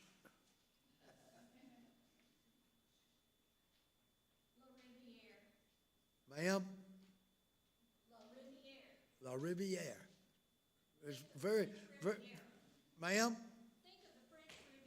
All right, it's very melodious. It's very, we have 3 minutes. You have 3 minutes, Miss Joyce. Well, I was going to talk about my street, but I think I'm going to respectfully ask that you might consider changing your agenda to move the citizens' remarks up closer to the front of the meeting, because we could be out of your hair quickly with only our 3 minutes to put our views out there. Well, the purpose of this 3 minutes is that, number one, it's not fair to board members to be asked to vote on something cold. Number two, if it's a very major issue, then we put you on the agenda for the next time, and you've got all the time you want. Okay, well, I didn't expect a vote on this because it has to do with repaving of the streets. And I know that y'all have a formula on which streets need to be addressed. But ours is a small subdivision, and it was paved in 2012. Since then, it's only been patchwork, and it's not good patchwork. We have a 20-mile-an-hour speed limit, and you can do 5 on the southern part of the drive, and you're still bouncing over holes and things. They did a temporary fill on that hole that you'll see in the picture with, looks like little gravel, and once you get the UPS trucks on it or the FedEx trucks, they're gonna gouge it back out again. The ones with the water is my home and my neighbor's, Mrs. Bedford. I have that's our subdivision back there, some of them, who came to support this request for consideration on putting us on the pavement agenda. It's been 12 years since our roads have been paved. And I had to put in my own driveway and curb because the developer, bankrupt, he deeded the cove to me. So I made that my driveway, and I had to put in my own curve. And the street is down there. You see the grass that's growing out there because when they paved it in 2012, they weren't able to pave up to my driveway because it didn't exist at that time. And we don't have a gutter there, so the water accumulates. The furthest gutters are about 4 houses down one direction and 3 the other, and the elevation of the street doesn't allow the water to drain off, so it sits there. Did you say the developer deeded you some of this He land? quit-claimed it to me. What did he quit claim to you, ma'am? The cove, what was Well, supposed to so be. it's private property. It's Yes, not a at that city. time. It's not a city street. Is that correct, Mr. Billy? No, the city streets now, the cove is my driveway now. I made it into a driveway because I bought the 2 lots that were on the cove. So it's a driveway. Well, I'm talking about the street. Okay, you're talking that about the goes street. around the Okay, whole I subdivision. misunderstood you. I'm sorry. Yeah, we've got 69 lots there. And it's like Arbor Lake North, South, East, and West. Yes, ma'am. And the southern street is in really bad shape. Well, And I then- apologize. I misunderstood you there. Okay? You'll see me the third Tuesday, because I'll keep reminding you of our situation, and hopefully that y'all will consider it in your next budget. Maybe some of that 200,000 that y'all are gonna save this next year. Thank you, ma'am. Thank you, sir. Thank you very much. Would you be kind enough to pass that back? Okay, we're on Mayor Alderman correspondence. On November the 7th, we're going to have the Veterans Breakfast, starting at 8 o'clock. The speaker will be the High Sheriff, the Honorable Thomas E. Toggle II, High Sheriff from DeSoto County. This breakfast is to honor all veterans, those who have served and those who did serve but are now at rest, and their families. Please call City Hall and get your name on the list so we'll know how many people to prepare for. It's always a great event. And also, this coming Saturday night, Mr. Drew can fill you in. We're going to have the Halloween Spooktacular out at Latimer Lakes Park. It's always a fun event. It's supposed to be beautiful, beautiful weather, high in the 70s, low that night in the 40s, but since it concludes at 8:30, it still should be in the mid-50 or maybe 60 degrees. Be a really nice night. The park goes all out, various groups, and then our city departments all have a trunk or treat, and then they all have kiddie games out on the football field. So they're not rumble and tumble games, but games of chance and skill for our younger Halloween people. So please come out. You'll have a really, really good time. All right, Alderman Young, you have anything, sir? One thing I got is that I noticed that there are 2 twins, or a set of twins out in the audience that are already displaying their Halloween costumes.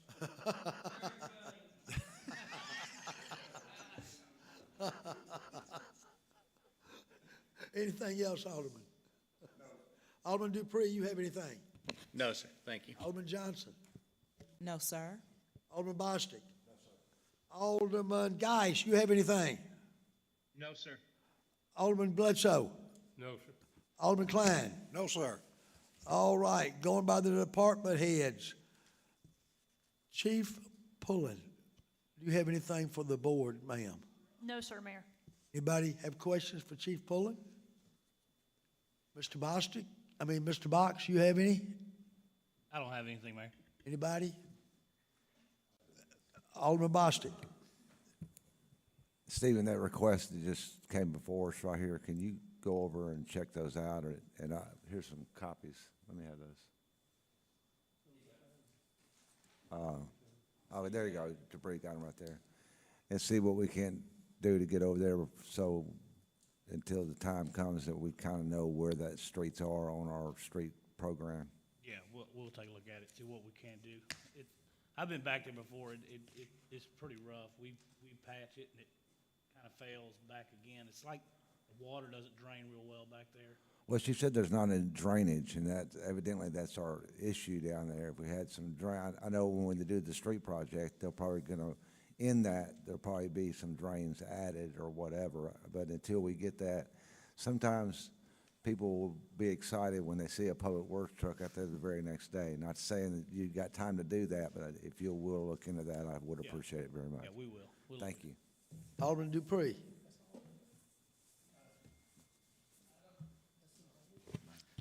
I'm not sure if you guys, ladies, have had an issue with the trash lately, the rubbish truck. Over in my ward, it's really rough. There's limbs and debris that has been sitting out there for several weeks. And I just asked Mr. Stephen to find out what's going on. Why are they not picking up? If that's okay, you find out. There's the thing I showed you a while ago. It's been sitting out there for this Monday was 3 weeks. And I just think that this rubbish truck and this company needs to do a better job. They are not doing, when they first started, they did a great job. Now they are falling off. Wow. Imagine that. So, I don't know, maybe we just ask Stephen to find out what's going on. Yeah, I'll get with Rodney. We'll check it out. See Because it's really rough. Okay. Thank you very much, Mr. Stephen. If you let Alderman Dupree know, but let us know too, because it concerns every alderman up here, That's right. the job that this new company's doing. Yeah, I'll check with Rodney on it and see what the deal is on the picking up in Twin Lakes. Thank you, sir. Alderman Bostic. The company that we just hired to do our trash for the next 5 years, is it true that they got bought out? Yeah, it is. They did some kind of some company came in and Meridian. bought up the company. So is that why our trash cans are being left out in the middle of the yard and this stuff's not getting picked up? And Well, we are experiencing different management has come in. So, yeah, I mean, there's a series of things that are kind of developing. So we will have to I'll have to get with Rodney. We'll have to see what kind of complaints that we're steadily getting, and we may have to have a meeting with them. I think we did have a meeting. I was unable to be at that meeting, but I think you were there. Billy was there about it. But yeah, could be an issue with this new company. well, that was one of the questions I had for Billy is by signing that contract with ADSI and then selling out, are we still obligated for the term that we signed with ADSI due to them selling to somebody else? Well, yeah, the company bought ADSI, so they absorbed all of their assets, including this contract. Mr. Box, I do not know who their contact person is for this new company, Meridian. Do you know who it is? Can't think of his name right offhand, but yeah, I do. Did you ask him to be at the next meeting, the first meeting in November? Yeah, we can have. Okay, or else if you want me to call him, whatever's convenient, why don't you holler at me tomorrow and let me know, because every member on this board, I think, has questions about the quality of the service Yeah, of this it would company. be a good idea for them to meet all y'all anyway. He should have already come, to be honest with you. But that's his decision, not ours, not yours. That was his. All right, anybody else have any questions? Alderman Bledsoe. Mayor, I think it ought to be in writing that when they change companies or it gets bought out, the alderman ought to know that day if they're gonna be sold to somebody, because Jackie didn't know it. None of us knew it. know, until that's it was a what- done deal. That's why I say. I don't think we can When require that. somebody knows it, somebody ought to tell the alderman since we spend the money. I think a copy of the press release was sent out to everybody. Apparently I didn't 1st of get it. September. Apparently I didn't get it. Oh, I thought you were talking about they should notify the board before they sell, but I would say they're not obligated to do that, no. Meridian. Anybody else have any questions for Mr. Box? I'll just say one thing. Do we need to extend? The 311 site is up on the webpage, so, and there is a line item for missed trash pickup, and you can pin your location, and we can pull a report. Once people start using that more, to be able to see if they have missed. So if you do notice a location with garbage been missed, feel free to use the website, post that pin, that way we have a reporting of it instead of just verbal communication. How does that work? You log in just like report a concern, you say, I see a missed trash pickup, and you put down the address. You do have to sign up, that way we know who our followers are, and who's using the site. And each department head will get an email on situations that pertain to them. That's great. Thank you, sir. Alderman Bostic.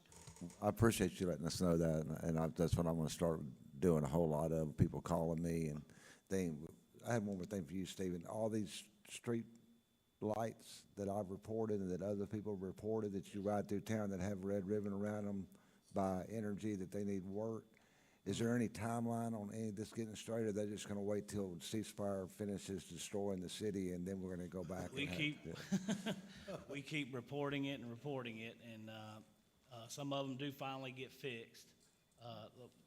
Danny Klein was with me on one of them.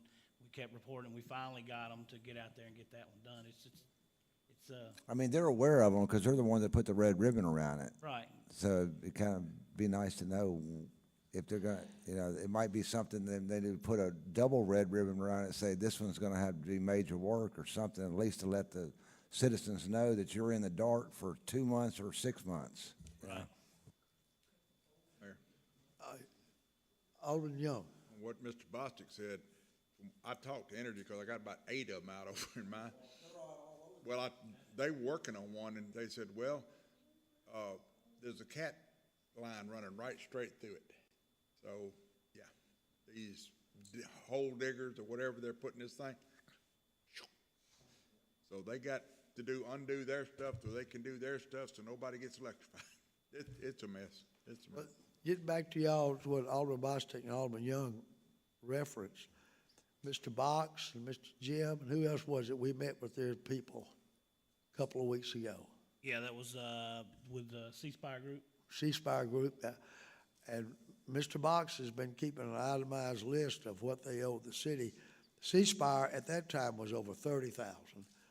We had to get one for AT&T, and they agreed to pay the city because really and truly we could have put a stop work order on them.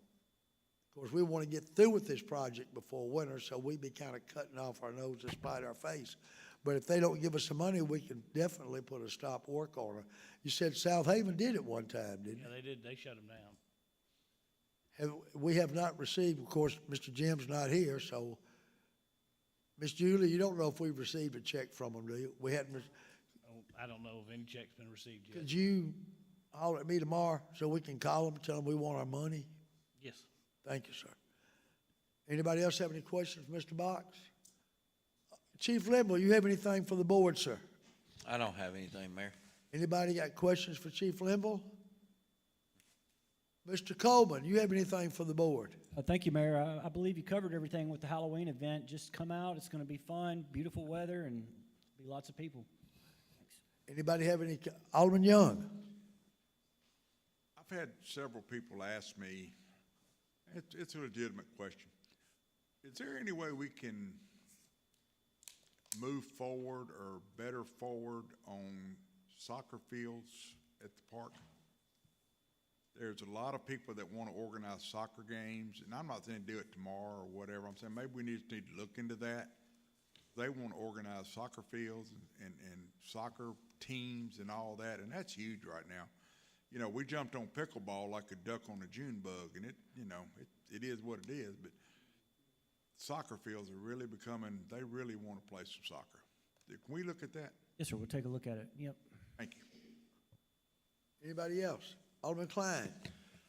Yeah, Mr. Coleman, with the digital sign, have you been able to see any benefits that sign's been doing for the park? I mean, other than the fact that we're able to put out all our events for the city, I do believe people are seeing it. We put out all our events and everything, our sign-ups for sports programs. I do believe that people are looking at the sign as they go by. Yes, sir. I'm just curious if your programs have grown because of that information being out there because of the sign has helped, possibly that way. I know we've had real good turnouts in different programs that we've had out there. I'd like to think some of it was due to that digital sign. We're not, we're in signups right now for the basketball. This will be the first time that we have that with the basketball, so the Winter League anyways. So we'll definitely see if it increases numbers on that. Yeah, good. Alderman Bledsoe? Drew, I don't know if it's you or not. Who, if we have a storm in the area, who puts it out there on the sign? That's one of the reasons we got one of those signs for early warning devices. Do you do that if it's a storm coming, say, at 2 o'clock in the morning, or hurricane, a tornado in the area, or does the police? Somebody needs to control that. That's why we got them. Well, I mean, we do have access. We can do it remotely. We can go in and we can change the sign if we need to. If the city alerts me and that an emergency broadcast needs to be on the sign, we can definitely put it out there. Okay, can the police do it at the same, because they're working at night? Mr. Daniel? I think the vendor controls that because they're getting the emergency alerts. We can verify that with AJ because she worked with me closely to get it. But that's generally like you get alerts on your cell phone for different things. I think that's how it's treated. It's, all done by the priority. Okay, well, when they put it out there, I'd like it to be flashing in yellow or something so people can really pay attention to it instead of saying there's a tornado coming. Because people sometimes don't pay attention to it. All right, anybody else? Mr. Vance, you have anything for the board, sir? Yeah, thank you, Mayor. Just a real quick update. Last meeting, I guess the board authorized Neil Schaefer to look at the drainage issue on Dunbarton, and we've done kind of a high-level analysis of that area and determined that the 60-inch pipe that's there now will probably work, and that we just need to add some more inlets in that area to get the water. Need more what, sir? Inlets on the street so that the water can get in quicker. And so that's kind of where we are with that. And what we're going to do is go ahead and look at maybe coming up with a cost estimate for that and present that to the board so that y'all have more information to maybe move forward with that project if you'd like. So that whole pipe won't have to be replaced? Yes, sir. That's what we were basing it on, is replacing. Sir? Yes, sir. We were basing it on replacing the whole pipe because that pipe, if you recall, the bottom is pretty much rusted out. Yes, sir. And just patching it up is just, I think, just throwing, good money at bad. So. Thank you, sir. Anyone have any questions? Alderman Young? So you're talking about replacing that pipe from Shadow Oaks back to the discharge where it goes in plus putting some more inlets in? Yes, sir. How many inlets do you have an idea? We were looking at probably adding about 4 right there at the intersection. Right there in that area? Mm-hmm.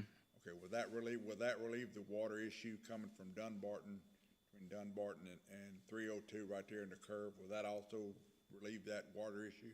Dunbarton and 302? Yeah. North? I'm sorry, between Shadow Oaks on Dunbarton, between there, will that also relieve, right there in that curve? Yes, sir. It gets about knee deep.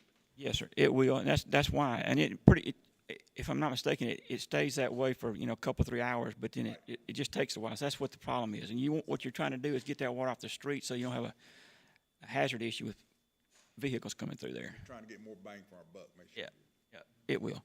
Thank you, buddy. And one other thing is that, Yes, sir.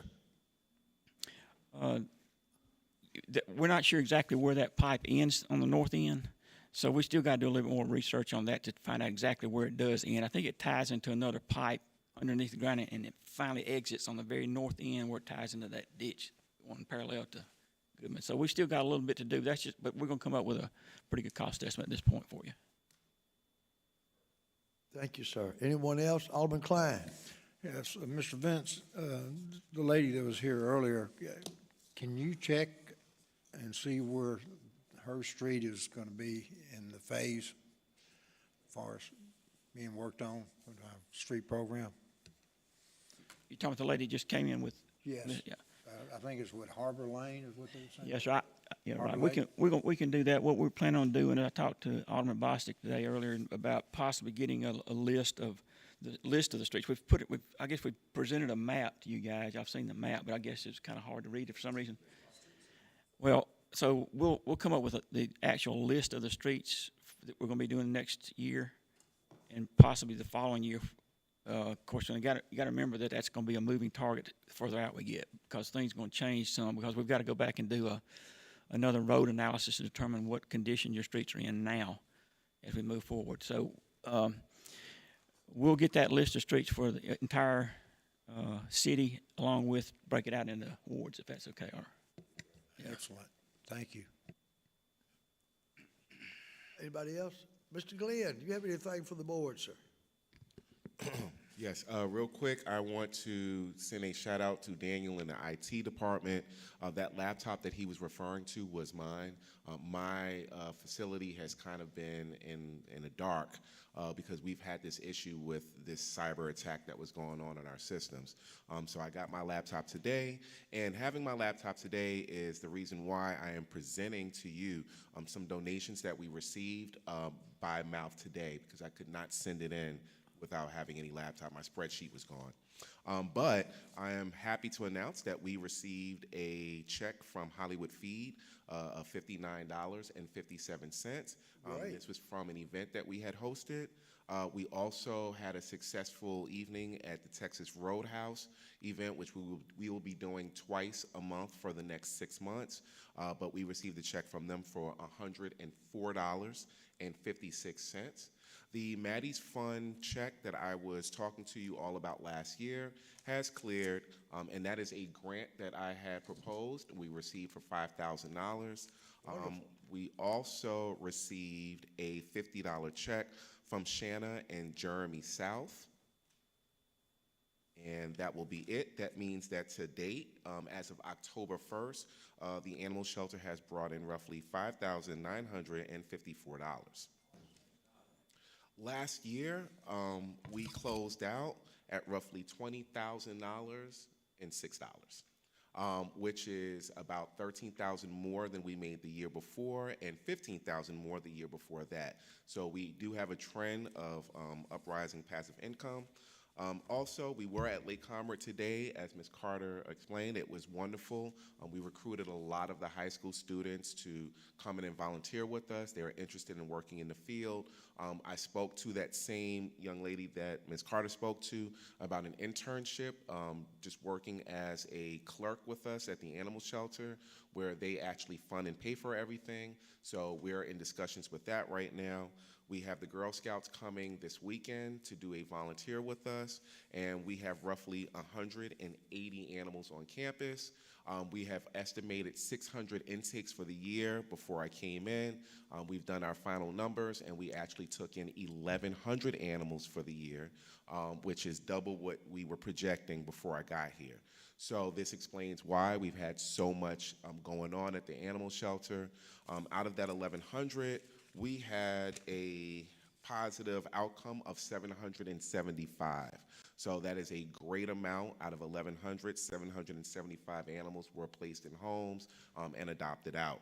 Those negative incomes are 140, and we're calling them negative, but we're only calling them that because they didn't get into a home. These animals were either brought in almost deceased, injured beyond repair, or they were neonate kittens that faded away, which they usually do sometimes. So overall, our percentage is still looking good. We are still considered low kill or no kill animal shelter, which is still making us susceptible to any grant programs that are out there for shelters who have a very low euthanasia rate. Also, we have just adapted a new veterinarian services called the Mobile Wagon Wheel. They will tentatively be coming to us on Thursday. They will be a mobile vet that will come and help us with our medical services. So, so far, the fees that we've discussed are going to be lower than the fees that we've ever paid before with any of the other clinics that we've worked with. So we're hoping that that is going to be fruitful for us. And I think that that is all that I got for y'all today. Anyone have any questions or comments for Mr. Glenn? I do. Alderman Dupree.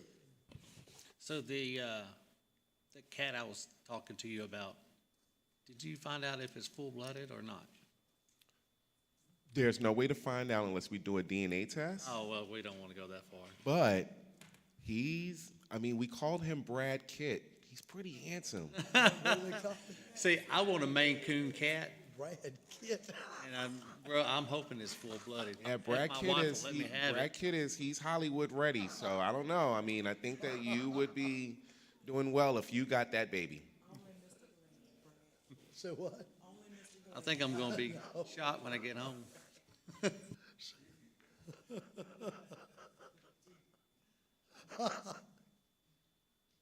Anyone else have any brave enough to ask anything else to Mr. Glenn? Thank you, Mr. Glenn, for the wonderful job. Thank you. Mr. Hawkinsmith, do you have anything for the board? No, sir, I don't. Anyone have any questions or comments for Mr. Andrew? Miss Julie, you have anything? You're sitting in for Ms. AJ and Mr. Jim. Do you have anything for the board? I can't fill their shoes and I have nothing. All right. Anybody? Sir, if I may, I also wanted to say I will be coming to visit you all for the calendar that we're going to try to construct. In the calendar, we'll have a donation slip, but it will be a picture of an animal that we think fits your department the best. We'll be going to the parks. We want to see the fire chief. We want to see Steve, Chief Pullen. We're going to try to see everyone and have a great photograph of them and an animal, and we're going to make a calendar. We have very little time left to do it, so we're going to be rushing through it and just be photo ready. Are you going to try to make the animal resemble the person? That is the attempt, and we absolutely found the best one for you, sir. The best one. We've got a little beagle for you. Oh, thank you. I was going to suggest a sheepdog, maybe perhaps for Mr. Hawkinsmith. We haven't found one of those yet, but I think that you will all be pleasantly surprised when you see the animals that we've picked to bring to your offices to take pictures with you all, Chief. And you're going to try to sell these calendars too, aren't you? Yes. I found a way to get them at bulk where we'll be able to give them out for adoptions. Also, we'll be able to sell them for about maybe $10 a piece. That'd be wonderful. Well, Thank you know sir. the fire department needs a Dalmatian. We have a white dog that we're going to paint black spots on. Like those pandas in China. Did you see those two dogs they painted that look like pandas? I did see those, yes. So Yes, we they did see them. advertise them as They were like two little Pomeranian things, but they made them look like pandas. So what gave it away is when one of them barked at some of the spectators. We have the perfect one for Mr. Box, too. It's in China. All right. Mr. Billy, you have anything for the board, sir? I do not, Mr. Mayor. All right. At this time, is there a motion to go into closed determination? We have a motion by Alderman Bostic to go into closed determination, and we have a second to that motion by Alderman Bledsoe. Is there any discussion? Roll call, please, Miss Julie. Alderman Young. Alderman Dupree.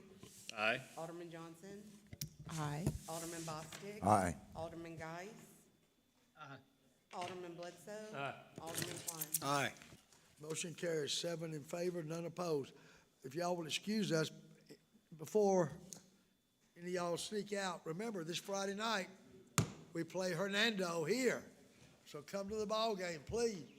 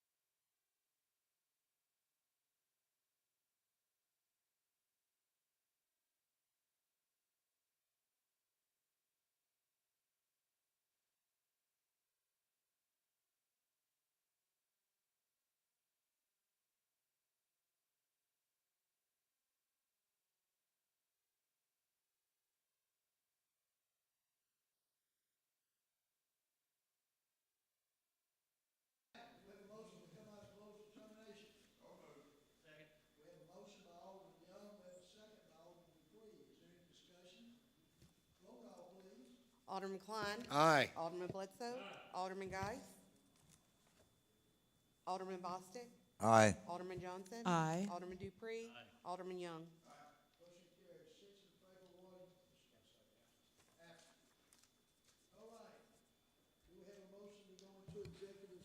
Mayor, I make a motion to go into executive session for discussion of personnel matters and possibly disciplinary action in the Public Works Department. We have a motion by Alderman Oster. Do we have a second? Second by Alderman Dupree. Is there discussion? Roll call, please. Alderman Young. Alderman Dupree. Alderman Johnson. Aye. Alderman Bostick. Aye. Alderman Bledsoe. Alderman Klein. Aye.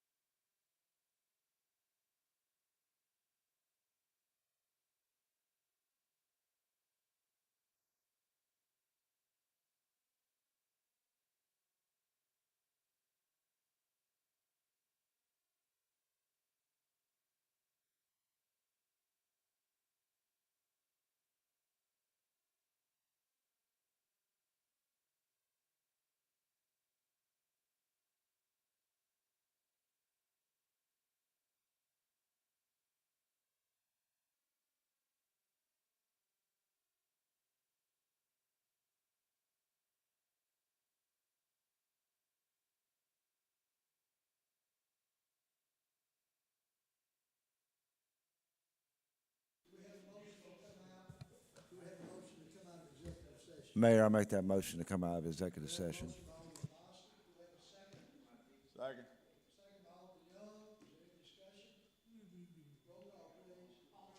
Aye. Aye. Aye. Alderman Guise. Aye. Alderman Bledsoe. Aye. Alderman Klein. Aye.